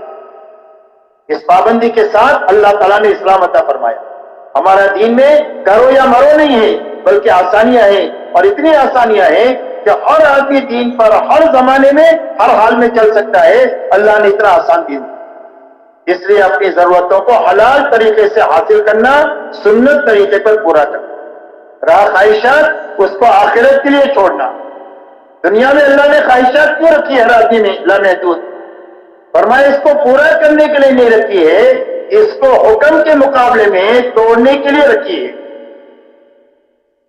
جب حکم آئے گا تو اس کے مقابلے میں خواہش آئے گی، تو حکم کو پورا کرنے کے لیے خواہش توڑنے کے لیے رکھی ہے۔ جب خواہش ٹوٹے گی تو ایمان کا نور ملے گا، ہدایت کا نور ملے گا۔ دیا جلتا ہے نا تیل تو روشنی ہوتی ہے، پیٹرول جلتا ہے تو گاڑی چلتی ہے، ایسا ہی جب خواہش ٹوٹتی ہے تو ہدایت کا نور ملتا ہے۔ حدیث پاک میں آتا ہے کہ ایک آدمی راستہ چل رہا ہے، سامنے کوئی حرام چیز آ گئی، اس نے اپنی نگاہ کو نیچی کر لیا، تو فرمایا اللہ اس کو ایمان کی حلاوت نصیب کریں گے جو اپنے دل میں وہ محسوس کرے گا، اس لیے کہ اس نے خواہش کو توڑا ہے حکم کو پورا کرنے کے لیے۔ ایسا ہی پوری زندگی میں خواہشات اللہ کے حکموں سے ٹکرائے گی، تو حکم پورا کرنا اور خواہش کو توڑنا یہ توڑنے کے لیے اللہ نے رکھا.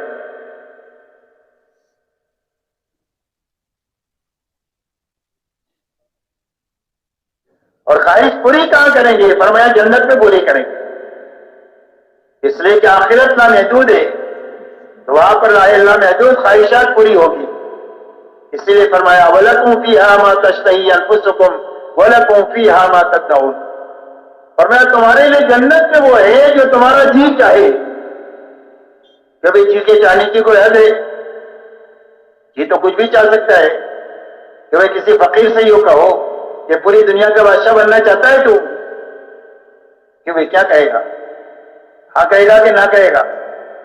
ہاں کہے گا، لیکن بیچارہ بن نہیں سکتا یہاں. لیکن آخرت میں اس کی خواہش پوری ہوگی. ہر آدمی اپنی جنت میں جنتیوں کی شاہانہ شان سے رہے گا، بادشاہوں کی طرح. اسی لیے فرمایا وَإِذَا رَأَيْتَ ثَمَّ رَأَيْتَ نَعِيمًا وَمُلْكًا كَبِيرًا. اے مخاطب تو دیکھے گا، پھر دیکھے گا، کیا دیکھے گا؟ فرمایا نعمتوں کا لامتناہی سلسلہ ہوگا جو کبھی ختم نہیں ہوگا، کبھی روک ٹوک نہیں ہوگی، اور ہر ایک کا بہت بڑا ملک ہوگا. کم سے کم درجے کا جو جنتی ہوگا اس کی جنت پوری دنیا سے 10 گنا بڑی جنت ہوگی. پاکستان سے بڑی نہیں، پوری دنیا سے 10 گنا بڑی جنت ہوگی. اور اس جنت میں جوان بنا کر داخل کریں گے، کبھی بوڑھا نہیں ہوگا. تندرست بنا کر داخل کریں گے، کبھی بیمار نہیں ہوگا. خوبصورت بنا کر داخل کریں گے، کبھی بدصورت نہیں ہوگا. زندگی دے کر داخل کریں گے جہاں کبھی موت نہیں آئے گی. ہر ایک کی جوانی یوسف علیہ السلام، ہر ایک کا حسن حضرت یوسف علیہ السلام جیسا ہوگا. ہر ایک کی آواز حضرت داؤد علیہ السلام جیسی سریلی ہوگی. ہر ایک کی جوانی حضرت عیسیٰ علیہ السلام جیسی ہوگی. سب کی عمر 33 سال کی ہوگی جنت میں. اور ہر ایک کا قد حضرت آدم علیہ السلام جتنا ہوگا، اور ہر ایک کے اخلاق جناب محمد رسول اللہ صلی اللہ علیہ وسلم جیسے ہوں گے. اور ہر نبی کو 100 آدمیوں کی طاقت دے کر اللہ جنت میں داخل کریں گے. اللہ کا دیدار ہوگا. جیسے چودھری رات کے چاند کو دیکھتے ہیں کوئی چیز رکاوٹ نہیں بنتی، اس طرح اللہ کے دیدار میں کوئی چیز رکاوٹ نہیں ہوگی. اللہ مہمانی کروائیں گے، اور ہر آدمی نبیوں کی جو جتنا کام کرے گا وہ نبیوں کی کرسی کے اتنا ہی قریب ہوگا. اور اللہ تعالیٰ کی مہمانی میں جب سارے جنتوں کی ایک مہمانی ہوگی، اور ہر نعمت لازوال ہوگی، کبھی ختم نہیں ہوگی، اور کبھی اس پر روک ٹوک نہیں ہوگی. لا مقطوعۃ ولا ممنوعہ، کبھی ختم بھی نہیں ہوگی، کوئی روک ٹوک بھی نہیں ہوگی. اس لیے میرے دوستو اللہ تعالیٰ خواہشات پوری کرنے کے لیے جنت بنائی، اور دنیا ضرورت کے پوری کرنے کی جگہ ہے. اس کو حلال طریقے سے حاصل کرنا ہے، سنت طریقے پر پوری کرنا ہے. حرام سے بچنا ہے اور اسراف سے بچنا ہے. اس لیے کہ حلال اور حرام کی تاثیر ایسی ہے جیسا کہ کھانے کی ہوتی ہے. آدمی اچھا کھانا کھائے تو طاقت بنے گی، خوشی محسوس ہوگی. سڑا ہوا کھانا پیٹ میں گیا چلا گیا تو کیا ہو جائے گا؟ بدہضمی ہو جائے گی، طے ہو جائے گی، جلاب ہو جائے گا، تھوڑی خوشی نکل جائے گی تو کیا ہوا کہ فوڈ پوائزن ہو گیا. ایسے ہی حلال اور حرام کی تاثیر ہے. جب زندگی میں حرام آتا ہے تو حرام سوچتا ہے، اور جب حلال آتا ہے تو زندگی میں حلال کام کرنا آدمی کو سوچتا ہے. حلال اور حرام کی اتنی تاثیر ہے. ایک اللہ والے فرماتے ہیں میری دعوت کیا ایک نیک آدمی نے، اور اس کا کھانا کھانے کے بعد کئی دنوں مجھے تہجد پڑھنے کا مزہ آیا. اور ایک غلط آدمی کے یہاں میری دعوت ہوئی، اس کا کھانا کھانے کے بعد کئی دنوں میرے اندر بدکاری کا جذبہ پیدا ہوا. اللہ میری آپ کی اور پوری امت کی حفاظت فرمائے. اس لیے میرے دوستوں اپنے کھانے کمانے کی لائنوں کو علماء پر پیش کر کر کے ہر قسم کے حرام سے، ناجائز سے، مشتبہ سے، مکروہ سے نکالتے ہوئے پاک صاف لقمہ ہمارے پیٹ میں جانا چاہیے، اور ہمارے بچوں کے پیٹ میں جانا چاہیے، اور ہماری عورتوں کے پیٹ میں جانا چاہیے. ہم حلال کمائی کما کر ان کے اوپر خرچ کرنے کے مکلف ہیں، حرام کمائی کر کے خرچ کرنے کے مکلف نہیں. اس لیے میرے دوستو حرام سے بچانا، حلال سے کمانا، سنت طریقے پر اپنی ضرورتوں کو پوری کرنا، اسراف سے اپنے آپ کو بچانا. اس لیے کہ اسراف کی مثال اللہ والے فرماتے ہیں آگ کی ہے. آگ میں کتنا بھی لکڑی ڈالو سب کو جلا دے گی، اس کا پیٹ بھرے گا ہی نہیں. ایسا اسراف جب زندگی میں آ جاتا ہے تو ساری جانی مالی طاقت کو کھا لیتا ہے.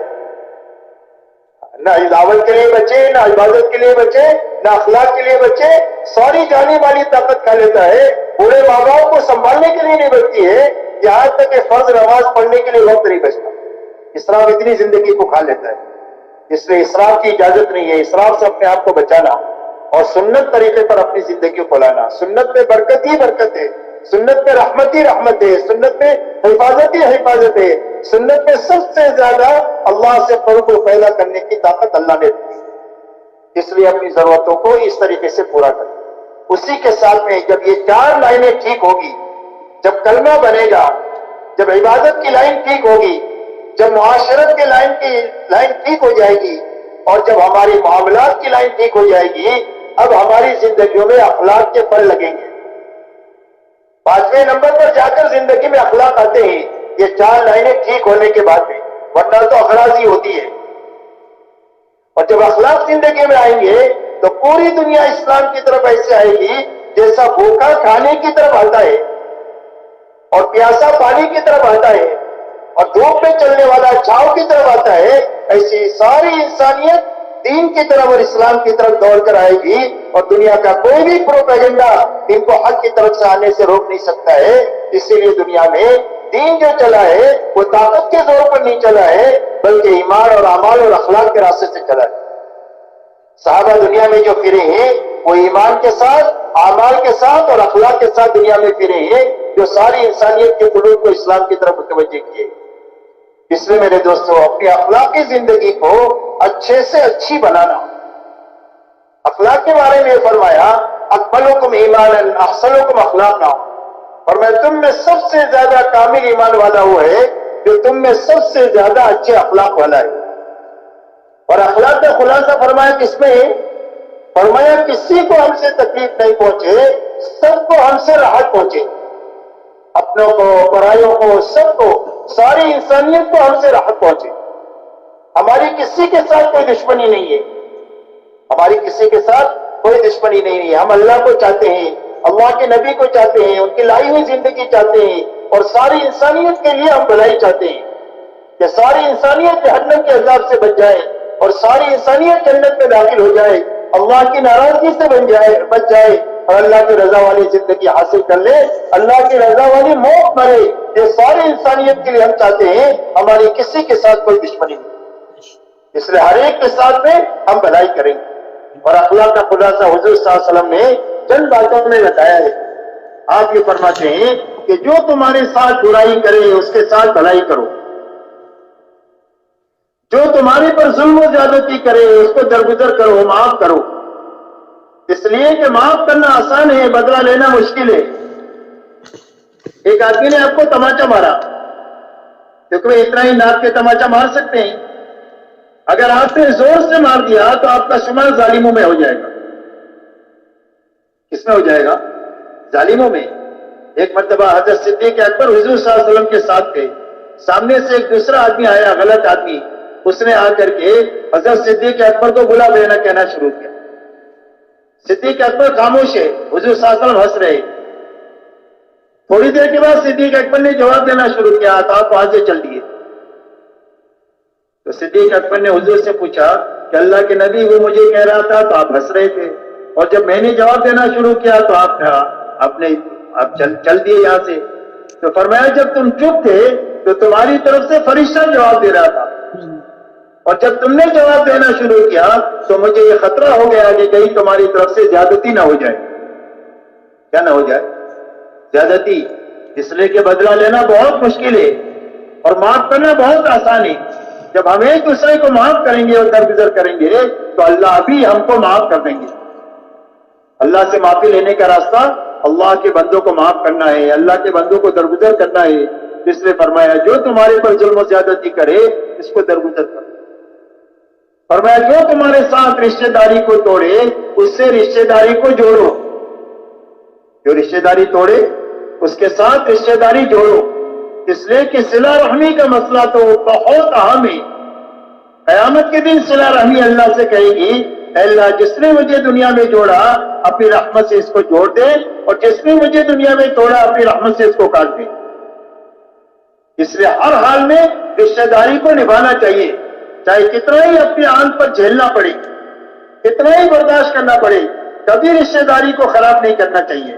اپنے ماں باپ کے ساتھ، اپنے بھائی بہنوں کے ساتھ، اپنے سسرالی رشتے داروں کے ساتھ، اپنے اور رشتہ داریوں کے ساتھ، کسی رشتہ داری کے ساتھ میں کبھی بھی بگاڑ نہیں کرنا چاہیے، بلکہ صلہ رحمی کے ساتھ میں رہنا چاہیے، اس لیے کہ صلہ رحمی سے رزق میں بھی برکت ہوتی ہے اور عمر میں بھی برکت ہوتی ہے۔ اس لیے فرمایا جو رشتہ داری کو توڑے اس کے ساتھ رشتہ داری کو جوڑو، اور فرمایا جو تمہیں کبھی کھانے چائے پانی کو نہ پوچھے اس کو کھلاؤ پلاؤ، تو کبھی چائے پانی کا نہ پوچھے اس کو کھلانا پلانا۔ فرمایا اولین اور آخرین کے اخلاق ہیں۔ اور حضور صلی اللہ علیہ وسلم کے زمانے میں جتنی ضبط جاہلیت تھی وہ جو ختم ہوئی ہے وہ آپ کے اخلاق کے راستے سے ختم ہوئی ہے۔ جو آپ کے جان کے دشمن تھے وہ آپ کے لیے جان دینے والے بن گئے، جو آپ کے جان لینے والے تھے وہ جان دینے والے بن گئے، اور جو آپ کے دشمن تھے وہ آپ کے دوست بن گئے، اور آپ کے اوپر اپنا سب کچھ نشاور کرنے والے بن گئے۔ میرے دوستوں، حدیبیہ کے موقع پر سہیل ابن عمرو یہ لکھنے کے لیے تیار نہیں ہے من محمد رسول اللہ، لیکن اللہ تعالیٰ نے فتح مکہ کے بعد حجۃ الوداع میں ایسا حال بنایا کہ سہیل ابن عمرو کھڑے ہیں، حضور صلی اللہ علیہ وسلم حلق کرا رہے ہیں اور آپ کے بالوں کو اٹھا رہے ہیں اور اپنے آنکھوں سے چوم رہے ہیں، اور آپ وضو کر رہے ہیں اور آپ کے وضو کو لے کر کے اپنے بدن کے پر مل رہے ہیں۔ جو محمد رسول اللہ لکھنے کے لیے تیار نہیں ہے کہ اگر آپ کو اللہ کا نبی مانتے تو جھگڑا کہیں کا تھا، آپ لکھو بھی محمد ابن عبداللہ، لیکن اللہ نے ایسی زندگیاں بدلی ہے وہ آپ کے اخلاق کے راستے سے بدلی ہے۔ اسی لیے آپ اندازہ لگاؤ حضور پاک صلی اللہ علیہ وسلم جب فاتحانہ طور پر مکہ مکرمہ میں داخل ہوئے ہیں تو مکہ مکرمہ میں آپ کے ساتھ میں 10,000 جاننثاروں کی جماعت، اور مکہ میں وہ لوگ موجود ہیں جو آپ کے لیے آپ کے راستے میں کانٹے بچھائے، آپ کے پر اونٹ کی ہوش ڈالی، آپ کی بیٹی حضرت زینب کو نیزہ مارا، اور آپ کے خباب کو، خبیب کو، عمار کو، یاسر کو، سمیہ رضی اللہ عنہ مجمعین کو تکلیفیں پہنچائی اور شہید کیا ہے، لیکن آپ نے کسی سے بدلہ نہیں لیا۔ آپ نے فرمایا یہ بتاؤ میں تمہارے ساتھ کیا معاملہ کروں گا؟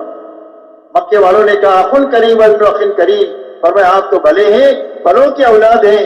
آپ نے فرمایا میں تمہارے ساتھ وہ معاملہ کروں گا جو میرے بھائی یوسف نبی نے اپنے بھائیوں کے ساتھ کیا تھا، جن بھائیوں نے کنویں میں ڈالا اور حالات سے گزرنا پڑا۔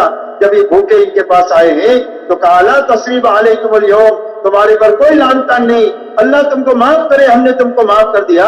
فرمایا انتم الطلقاء، جاؤ تم سارے کے سارے آزاد ہو۔ مکے والے کہتے ہیں ہم کو ایسا لگ رہا تھا کہ ہم اپنے قبروں سے نکلے ہیں اور ہم کو نئی زندگی ملی۔ یہ ایسی اخلاقی زندگی لے کر آپ دنیا میں تشریف لائے، جس کا نتیجہ یہ ہوا کہ پورے مکہ کے 100% لوگ ایمان میں داخل ہوئے سوائے چند کے، اور اس کے بعد مکہ کا فتح ہونا کیا تھا کہ اللہ تعالیٰ نے پورے عالم میں ہدایت کے پھیلنے کی ہوائیں چلا دیا، یہاں تک کہ فتح مکہ میں 10,000 ہے، تبوک میں 30,000 ہے، حجۃ الوداع میں 1.25 لاکھ ہے، اور خلافت راشد 30 سال گزرے، دنیا کے کونے کونے میں اللہ کا کلمہ بلند ہو چکا ہے اور کفر کا کلمہ نیچے ہو چکا ہے، پوری دنیا امن و امان کا گہوارہ بن چکی ہے، اور ایمان والوں کی طرف کوئی میلی نگاہ سے دیکھنے کی ہمت اور سکت نہیں رہی ہے۔ اللہ نے ایسے امن و امان اور سلامتی کی فضا دنیا میں بنائی اتنے تھوڑے سے عرصے میں۔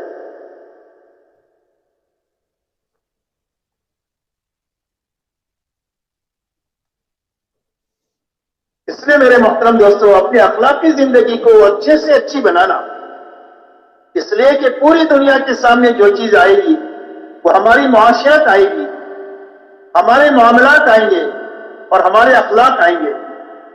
ایمان دل میں ہوتا ہے، نماز ہم مسجد میں پڑھتے ہیں، روزہ پیٹ میں ہوتا ہے، زکوٰۃ ایمان والوں کو دیتے ہیں، حج بیت اللہ میں کرتے ہیں، یا کسی بے ایمان کا داخلہ ممنوع ہے۔ پوری دنیا کے سامنے جو اسلام آئے گا وہ معاشرت کے راستے سے آئے گا، معاملات کے راستے سے آئے گا اور ہمارے اخلاق کے راستے سے آئے گا۔ اس لیے میرے دوستو، اپنی لائنوں کو اچھے سے اچھی بنانا، یہ دعوت اور تبلیغ کی محنت کی بنیادوں کو زندگی میں لانے کے لیے، اسی کے ساتھ میرے دوستو اپنی منزل اللہ کو بنانا، آخرت کو بنانا۔ ہم اس دنیا سے کیا چاہتے ہیں؟ فرمایا اس دنیا سے ہم پھوٹی کوڑی نہیں چاہتے۔ ملک والوں کو ملک مبارک، وزیروں کو وزارت مبارک، مال والوں کو مال مبارک، ہم کو کسی سے پھوٹی کوڑی نہیں چاہیے اور ہم کو اقتدار بھی نہیں چاہیے۔ ہم اللہ چاہیے ہمیں اور ہمیں آخرت چاہیے. حضور پاک صلی اللہ علیہ وسلم نے اس امت کو آخرت کی بنیاد پر اٹھایا ہے، ملک و مال کی بنیاد پر اٹھایا ہی نہیں. حالانکہ آپ کے علم میں یہ بات تھی کہ آپ کی محنت کا انجام یہ ہوگا کہ بڑی بڑی طاقتیں زیر ہوگی اور حق کی طرف آئے گی، لیکن اس کے باوجود آپ نے اپنی امت کو ملک و مال کی بنیاد پر نہیں اٹھایا. آپ اندازہ لگائیں جب بے کسی اور بے بسی کے حال میں آپ ہجرت فرما رہے ہیں، اس وقت میں سراقہ ابن مالک نے جب آپ کا پیچھا کیا تو آپ نے یہ فرمایا، اے سراقہ اس وقت تیرا کیا حال ہوگا جب کسریٰ کے کنگن تیرے حال پہ ہوں گے. یہ بشارت دے رہے حضور صلی اللہ علیہ وسلم، آپ کے علم میں یہ بات تھی. عدی بن حاتم آپ کے پاس میں آئے تو عدی بن حاتم آپ نے پوچھا کہ عدی اسلام کیوں نہیں قبول کرتے؟ تو عدی نے کہا کہ میں ایک دین پر ہوں.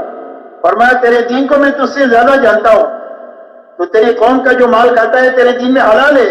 تو شرم کے بارے نگاہ جھک گئی. پھر آپ نے فرمایا میں بتاؤں تم کیوں نہیں قبول کرتے؟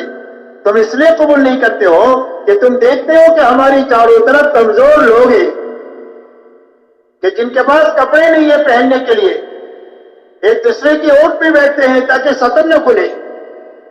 ان کے پاس کھانا نہیں ہے، سب کی سب بھوک کی وجہ سے گر جا رہی ہے. ان کے پاس سواریاں نہیں ہیں کہ 10 سوار ایک ایک سواری پر باری باری سوار ہوتے ہیں، یہاں تک کہ پیر پھٹ گئے تو چتلے باندھ کر چل رہے ہیں، اور تم بڑے آدمی ہو، تم سوچتے ہو کہ ان کمزوروں کے ساتھ ہم کیسے رہیں. آپ نے فرمایا ابھی یہ ہماری کام کی ابتدا ہے. اللہ ایک دن وہ لائے گا کہ اس مدینہ میں سارے زکات دینے والے ہوں گے، کوئی بھی زکات کا لینے والا نہیں ہوگا. ایک دن اللہ ایسی خوشحالی کے حالات آئیں گے. اور یوں فرمایا اس وقت میں تم ہماری کمزوری اور بے بسی دیکھ رہے ہو، اور چاروں طرف دشمنوں کی یرغمال ہماری طرف ہمارے پیچھے دیکھ رہے ہو، لیکن اللہ ایسا کام سے دنیا میں وہ امن و امان لائیں گے کہ ایک لڑکی صنعاء سے چل کر مکہ مدینہ آئے گی، نہ اس کو اپنے زیورات کی چوری ہونے کا خوف ہوگا اور نہ اپنے عصمت کے لوٹنے کا خوف ہوگا. دنیا میں ہمارے کام سے اتنا امن و امان آئے گا، دنیا میں اتنی سلامتی آئے گی کہ ایک آدمی عراق سے لے کر مکہ مدینہ آئے گا. پوچھا جا گیا کیسے پایا لوگوں کو؟ فرمایا میں نے لوگوں کو ایسا پایا کأنہم من اب و ام واحد، میں نے ان کو ایسا پایا جیسے ایک ہی ماں باپ کی اولاد ہے. کوئی جھگڑا نہیں، کوئی تیری میری نہیں، کہیں مجھے اجنبیت سے محسوس ہوئی، مجھے ایسے لگا کہ میں اپنوں سے نکل کر اپنوں میں آیا ہوں. ایسے یا ایسا حالات پیدا ہوں. اور یہ فرمایا کسریٰ ابن ہرمز کے خزانے فتح ہوں گے اور ان کے فتح کرنے والوں میں تم بھی ہوں گے. کہ حضور صلی اللہ علیہ وسلم جاننے کے باوجود آپ نے امت کو ملک و مال کی بنیاد پر نہیں اٹھایا. اسی لیے انصار مدینہ جب حضور صلی اللہ علیہ وسلم کے پاس تشریف لائے ہیں بیعت کے لیے، تو انہوں نے آپ سے پوچھا اعلیٰ معلوم آیا کہ رسول اللہ کے رسول ہم آپ سے کس چیز پر بیعت کریں؟ تو آپ نے فرمایا تبایعونی علی السمع والطاعہ فی المنشط والمکرہ، فرمایا اس بات پر بیعت کرو کہ میری بات کو سنو گے اور مانو گے. سننا اور ماننا، جی چاہے تو اور نہ چاہے تو. جی کا کیا ہے؟ جی کا باولا ہوتا ہے، کبھی چاہتا ہے کبھی نہیں چاہتا ہے. تو فرمایا جی چاہے نہ چاہے ہر حال میں میری بات کو سنو گے اور مانو گے، اس پر بیعت کرو. وَالنَّفْقَ فِي الْعُسْرِ وَالْيُسْرِ، دین کے لیے خرچ کرو گے، تنگی کی حالت ہوگی تو اور فراخی کی حالت ہوگی، دونوں حالتوں میں دین کے لیے خرچ کرو گے، اس پر بیعت کرو. وَعَلَى الْأَمْرِ بِالْمَعْرُوفِ وَالنَّهْيِ عَنِ الْمُنكَرِ، اس بات پر بیعت کرو کہ بھلائی کو دنیا میں پھیلانے کا کام کرو گے اور برائی کے دنیا سے مٹانے کا کام کرو گے. وَعَلَىٰ أَن تَقُولُوا فِي اللَّهِ حَقٌّ لَا تَخَافُوا بِاللَّهِ لَوْمَةَ لَائِمٍ، اور حق بات کہو گے حق طریقے سے اور کسی کی ملامت سے ڈرو گے نہیں. کسی کی ملامت سے ڈرو گے نہیں، کون کیا کہے گا، کون کیا کرے گا. تو فرمایا اس کی ملامت سے ڈرے بغیر حق بات کو حق طریقے سے کہو گے، اس پر بیعت کرو. وَعَلَىٰ أَن تَمْنَعُونِي كَمَا تَمْنَعُونَ أَنفُسَكُمْ وَأَوْلَادَكُمْ وَأَزْوَاجَكُمْ، اور فرمایا جب تمہاری دعوت پر میں مدینہ میں آ جاؤں اور پورا عالم تمہارا دشمن ہو جائے اور تمہارے مقابلے پر آ جائے، اس وقت میری حفاظت کے لیے ان تمام وسائل کو تم اختیار کرو گے جن وسائل سے تم اپنی عورتوں کی اور اپنے بچوں کی حفاظت کرتے ہو، اس پر بیعت کرو. یہ بیعت کے شرائط ہے کہ حضور صلی اللہ علیہ وسلم مدینہ منورہ جائیں گے تو انصار کو کیا کرنا ہے، یہ شرائط آپ نے ان کے سامنے رکھی. تو ایک صحابی نے کھڑے ہو کر کہا کہ اللہ کے رسول آپ یہ شرائط پورے کر لیں گے تو ہم کو کیا ملے گا؟ تو آپ کو یہ سب کچھ معلوم ہونے کے باوجود کہ محنت کا انجام یہ ہوگا، آپ نے فرمایا وَلَكُمُ الْجَنَّةُ، اللہ اس کے بدلے میں تم وہ جنت دیں گے۔ آپ نے اس امت کو آخرت کی بنیاد پر اٹھایا ہے اور اللہ کی رضا کی بنیاد پر اٹھایا ہے کہ ہم کو اس دنیا میں جو بھی کام کریں گے، جس کے ساتھ بھی کریں گے، صرف اللہ کی نیت بنائیں گے کہ اللہ راضی ہونا چاہیے، رضا والی زندگی ملنا چاہیے اور رضا والی موت ملنا چاہیے اور ہماری آخرت بننا چاہیے۔ ہم دنیا سے پھوٹی کوڑی نہیں چاہتے اور دنیا کا اقتدار بھی نہیں چاہتے، اپنی منزل اللہ کو بنانا اور اپنے آخرت کو بنانا۔ میرے محترم دوستوں، ایک مبارک زندگی ہے جو حضور پاک صلی اللہ علیہ وسلم لے کر اس دنیا میں تشریف لے آئے ہیں، اور پوری امت جن مسائل سے دوچار ہے اور امت جن حالات سے دوچار ہے اور امت جن مشکلات اور پریشانیوں میں گھری ہوئی ہے، ان پریشانیوں سے نکلنے کا واحد راستہ اس زندگی کو اپنانا ہے۔ اس کے علاوہ جتنے راستوں سے ہم کوشش کریں گے، دلدل کی طرح پھنستے چلے جائیں گے، کبھی نکل نہیں سکتے۔ یاد رکھے، ہر آنے والا دن مسائل کے بڑھانے والا دن ہوگا۔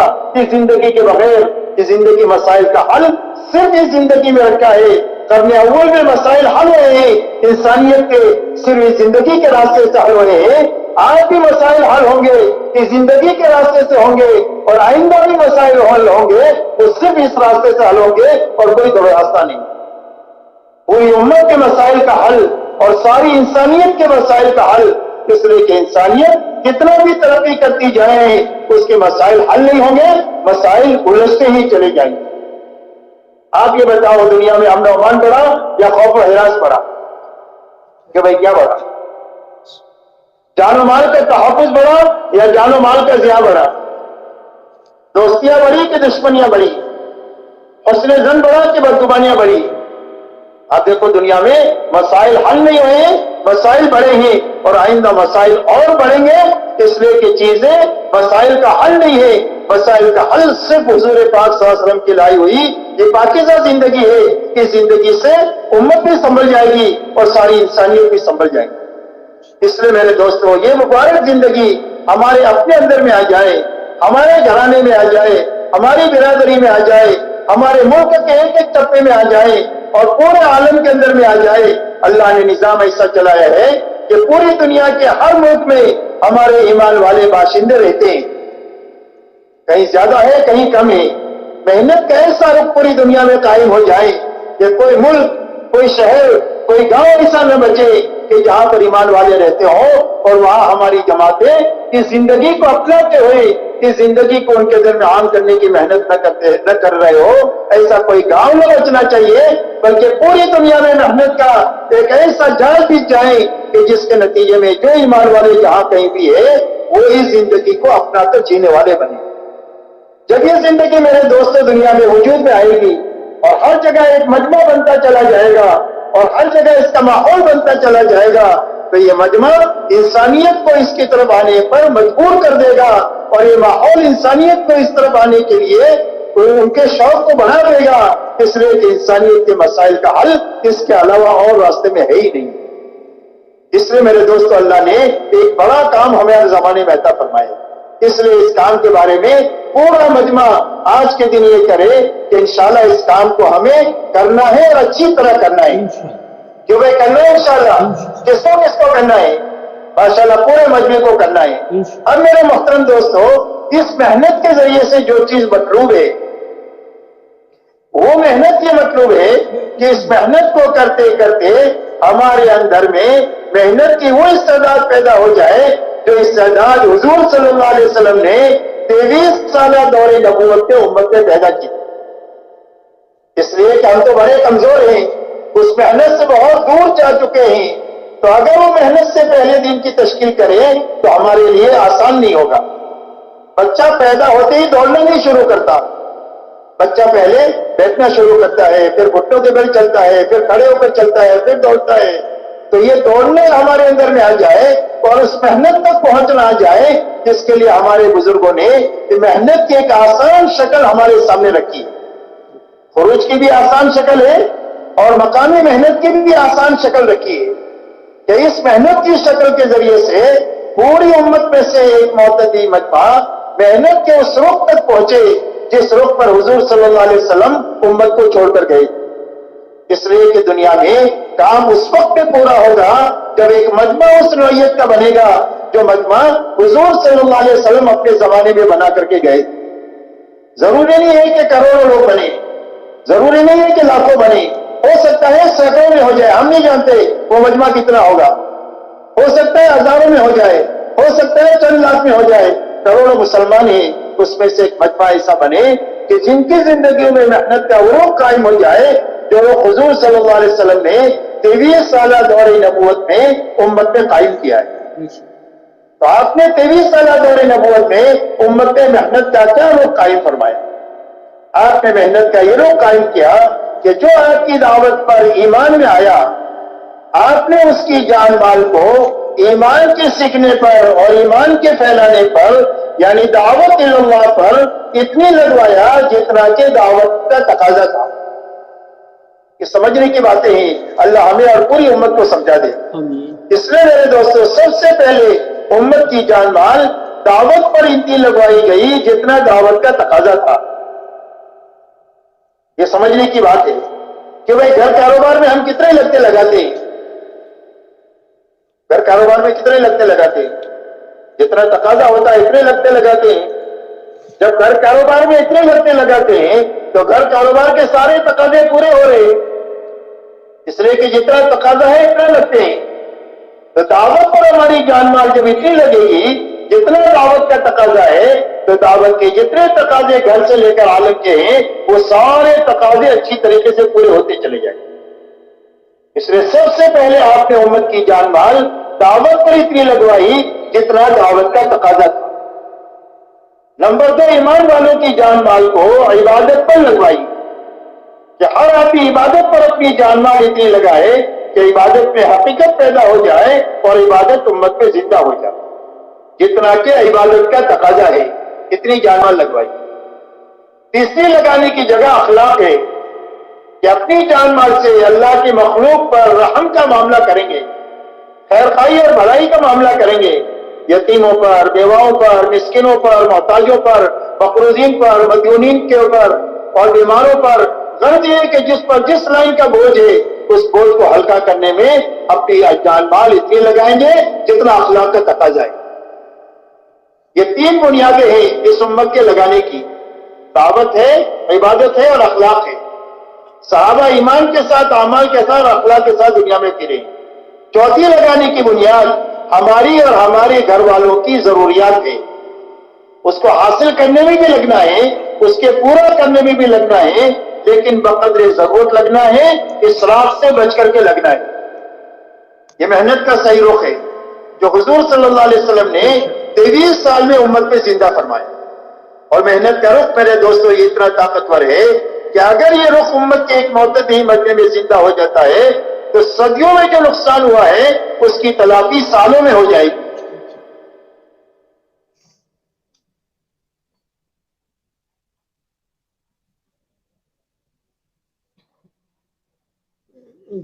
آپ انداز لگائے حضرت عیسیٰ علیہ السلام اور حضور صلی اللہ علیہ وسلم کے بیچ میں 650 سال کا زمانہ ہے. کتنا زمانہ ہے؟ 650 سال کا زمانہ جس میں کوئی نبی نہیں آئے. انسانوں میں جہالت آخری درجے کی اور انسانوں میں گمراہی آخری درجے کی. اور یہ اتنی بڑی گمراہی اور اتنی بڑی جہالت کتنے سالوں میں کٹی؟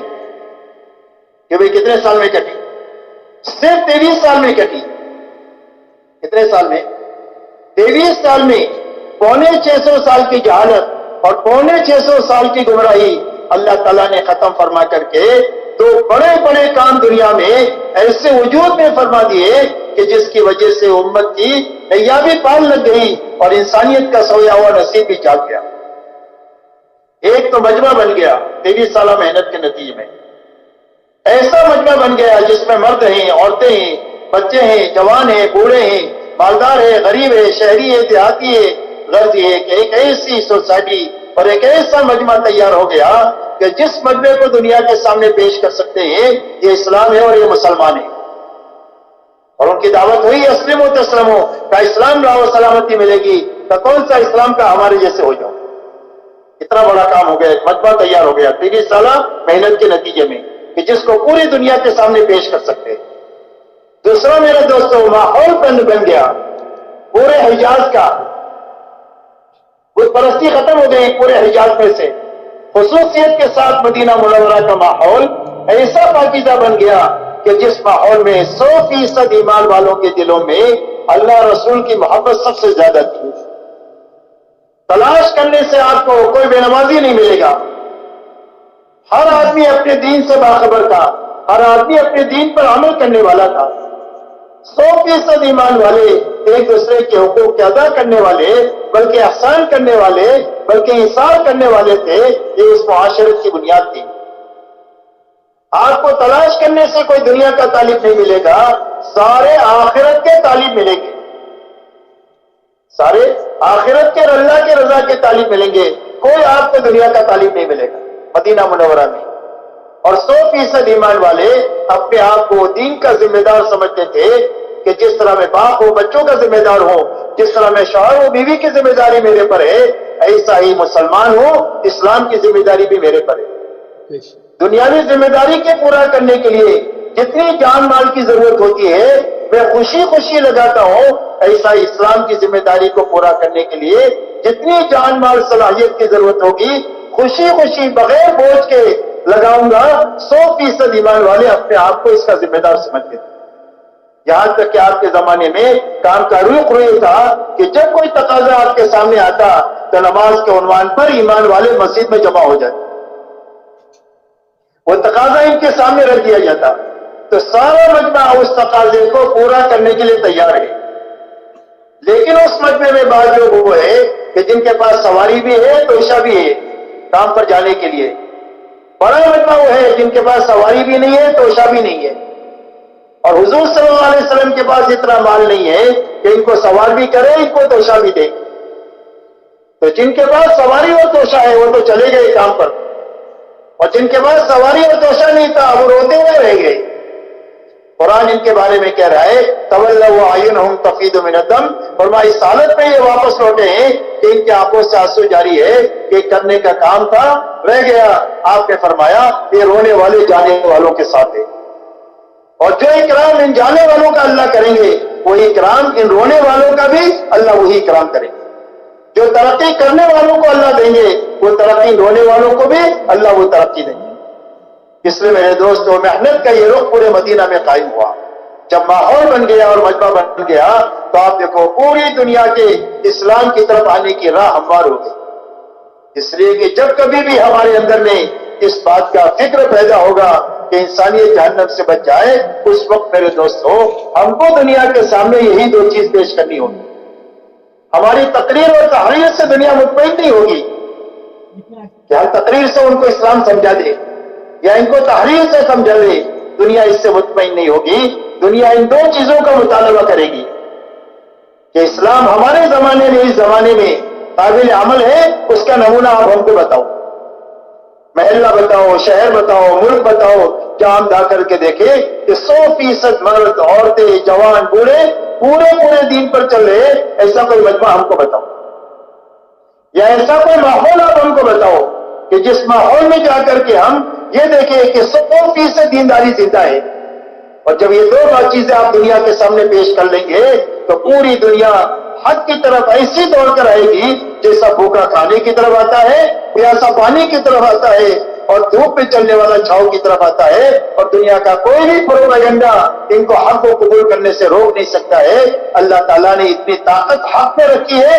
شرط یہ ہے کہ ایک مجمع بننا چاہیے اور ایک ماحول بننا چاہیے، اور یہ اس وقت میں بنے گا جب محنت کا یہ رخ قائم ہو. اب محنت کا یہ رخ قائم ہو اس کے لیے اللہ تعالیٰ نے ایک آسان شکل اللہ والوں کے رونے اور دھونے کی برکت سے اور بے چینی اور بے قراری کی برکت سے اللہ تعالیٰ نے ہمارے لیے ہماری کمزوری کو سامنے رکھ کر ایک آسان شکل رکھی. اور وہ آسان شکل یہ رکھی کہ ہر ایمان والا ایک مرتبہ اللہ کے راستے میں اچھا 4 مہینہ لگا دے. اپنے گھر کاروبار کی ترتیب بنا کر کے تھوڑے سے کام کو آگے پیچھے کر کے ایک مرتبہ اچھا 4 مہینہ لگا. اچھا 4 مہینہ لگانے کے معنی یہ ہے کہ وقت بھی پورا ہو، اعمال بھی پورے ہو. کرنے کے جتنے کام ہیں وہ کرتے ہوئے 4 مہینے لگانا. انفرادی اعمال بھی، اجتماعی اعمال بھی، کوئی عمل چھوٹنا نہیں چاہیے. ہر دن یہ اعمال کے پورا کرنے کے ساتھ وقت لگانا. بچنے کی جتنی چیزیں ہیں ان ساری چیزوں سے بچتے ہوئے اپنا 4 مہینہ لگانا. پہلی بنیاد ہے ہماری نقل و حرکت کی. دوسری بنیاد یہ ہے کہ جہاں جماعت جائیں وہاں ایک ایک گھر، ایک ایک فرد پر محنت کر کے ایک ایک کو ایمان سمجھانا، دین پر چلنے کا نفع، بے دینی کا نقصان سمجھانا، آخرت سمجھانا، اور سمجھا کر ان کو اللہ کے راستے میں نکلنے کے لیے تیار کرنا. ہر جگہ سے جماعتیں بنانے کی محنت کے ساتھ 4 مہینہ لگانا. تیسرا کام یہ ہے کہ ہر جگہ جہاں پر جماعت جائے وہاں مسجد وار جماعت نہیں ہے تو مسجد وار جماعت اپنے ساتھ ان کو شریک کر کے، مانوس کر کے، کھلا پلا کر کے آخری دن جماعت بنا کر نکلنا. بنی ہوئی جماعت ہے تو اس کو کام پر کھڑا کر کے آگے بڑھنا. وقت لگائے لوگ بہت ہے، حرکت میں تھوڑے ہیں، بیٹھے ہوئے لوگوں کو حرکت میں لانے کی محنت کے ساتھ اپنا وقت لگانا. ان بنیادوں کے ساتھ دن بھر اپنے آپ کو تھکاتے ہوئے رات کو اللہ کے سامنے گھنٹوں نماز اور دعا میں لگنا تاکہ اللہ تعالیٰ ہماری دین کی محنت کو قبول کرے. تو کرنے اور بچنے کے ساتھ وقت لگانا، جماعتوں کے نکالنے کی محنت کے ساتھ وقت لگانا، مسجد وار جماعت بنانے کی، بڑھانے کی محنت کے ساتھ وقت لگانا، اور دن بھر تھکنے کے بعد رات کو اللہ کے سامنے گھنٹوں اچھی نماز پڑھ کر کے نماز میں، دعا میں، آہوزاری میں لگانا. ایسا اچھا وقت لگانا کہ اللہ ہمارے دلوں کا رخ بھی صحیح کر دے، ہمارا فکر بھی صحیح کر دے، ہمارے دلوں کا رخ اللہ کی طرف ہو جائے کہ ہم سب کو ناراض کر سکتے ہیں، اللہ کو ناراض نہیں کر سکتے. اللہ سے اتنی محبت ہو جائے، اللہ کا اتنا ڈر دل میں پیدا ہو جائے، اللہ کا یقین دل میں پیدا ہو جائے کہ ہمارے دلوں کا رخ اللہ کی طرف ہو جائے، ہمارے دلوں کا رخ اللہ کے حکموں کی طرف ہو جائے. کہ مال کے بڑے بڑے نقشوں کو توڑ سکتے ہیں، اللہ کے حکم کو نہیں توڑ سکتے. اللہ کے حکموں کی عظمت، اللہ کے حکموں سے محبت، حکموں سے زندگی کے بننے کا یقین اتنا آ جائے کہ مال کے بڑے بڑے نقشوں کو توڑ سکتے ہیں، حکم کو نہیں توڑ سکتے. اللہ بڑے، اللہ کا حکم بڑا. ہمارے دلوں کا رخ آخرت کی طرف ہو جائے کہ ہم دنیا کی راحتوں کو قربان کر سکتے ہیں، اپنی آخرت کا نقصان نہیں کر سکتے ہیں. ہماری آخرت کی زندگی اصل زندگی ہے. ایک تو دلوں کا رخ صحیح ہو جائے، ایسا اچھا 4 مہینہ لگانا. دوسرا ہمارا فکر صحیح ہو جائے کہ ہم دنیا میں اس لیے جئیں گے کہ اللہ کا کلمہ دنیا میں بلند ہو جائے، انسانیت ہدایت کے رخ پر آ جائے، پوری امت سنبھل جائے. دنیا میں جئیں گے اس لیے اسی پر مریں گے. اس کا معنی یہ نہیں ہے کہ کام کاج چھوڑ کر، بیوی بچوں کو چھوڑ کر ملنگ بن جائیں گے، بلکہ سارے کام کریں گے لیکن دعوت کی فکر کے ساتھ کریں گے. مثال سے سمجھ سکتے ہیں کہ ایک آدمی کی ٹوپی بنانے کا کارخانہ ہے، کہ کہیں بھی جائے گا تو ٹوپی دیکھے گا. شادی میں جاوے تو ٹوپی دیکھے، میت میں جاوے تو ٹوپی دیکھے کہ لوگ کون سی ٹوپی پہنتے ہوئے اپنے کارخانے میں بناؤ. کھاتا بھی ہے، پیتا بھی ہے، بچوں کو پالتا بھی ہے، پڑھاتا بھی ہے، شادی بھی کراتا ہے، لیکن فکر ٹوپی کا ہو گیا. ایسے سارے کام ہم کریں لیکن دعوت کی فکر کے ساتھ کریں. اس لیے کہ جو فکر زندہ ہوگا تو محنت صحیح بنے گی. محنت تبلیغ کی ہے اور فکر دنیا کا ہے تو ادھوری تبلیغ زندگی بھر ہوتی رہے گی. اور جب فکر دعوت کا بنے گا تو آہستہ آہستہ محنت کا صحیح رخ بنے گا. یہ دعوت پر جان مال بقدر تقاضا لگنا شروع ہوگی، عبادت پر لگنا شروع ہوگی، اخلاق پر لگنا شروع ہوگی، زندگیاں ضرورت پر آئے گی، اسراف سے نکلے گی. اس محنت کا صحیح رخ قائم ہوگا جب فکر بدلے گا. اس لیے اچھا 4 مہینہ لگانے کے بعد اللہ ہمت دے تو ہر سال 4 مہینہ لگائیں، مہینے میں 10 دن لگائیں، روزانہ 8 گھنٹہ لگائیں. تشکیل 7 مہینے کی ہے تو 7 مہینہ لگائیں، سال کی تشکیل ہے تو سال لگائیں. بہرحال یہ 4 مہینہ صحیح لگانے کے بعد میں آگے کی ساری لائنیں آدمی کی صحیح ہو جائے گی. چاہے جو تقاضا ہوگا اس تقاضے پر قدم اٹھانا ہمارے لیے آسان ہو جائے. اور اگر اللہ ہمت نہ دے تو تھوڑا سے کام سے شروع کریں اور اللہ سے آگے کو مانگے، اس لیے کہ اللہ تو تھوڑے کی بھی قدردان ہے اور زیادہ کے بھی قدردان. غزوہ تبوک کے اندر میں 600 من کھجور صحابہ نے دیے، ان کی بھی قدر کی گئی. اور حضرت عقیل رات پر بعد کو پانی پلا کر کے تھوڑی سی کھجور گھر والوں کو دیا، تھوڑی سے لے کر آئے. آپ نے اس کی یہ قدر فرمائی کہ اس ڈھیر پر ڈال دو، اللہ اس کی برکت سے سب کے مال کو قبول کر لے. اسے اللہ کی نسبت پر لگانا تھوڑا بھی قیمتی ہے، بڑا بھی قیمتی ہے۔ اس کے لیے میرے دوستوں پہلے تو یہ مجمع طے کرو کہ انشاءاللہ محنت کا جو رخ مطلوب ہے اس رخ پر ہم سب کو آنا ہے، کیونکہ آنا ہے اس پر، اور کس کو اس پر آنا ہے۔ اور اس پر آنے کے لیے میرے دوستوں سب سے پہلی بات تو یہ ہے کہ جس کا ابھی تک 4 مہینہ نہیں لگا وہ تو آج کی مجلس میں کھڑے ہو کر یہ کہے کہ انشاءاللہ میں 4 مہینہ اس اجتماع سے لگاؤں گا اور اچھا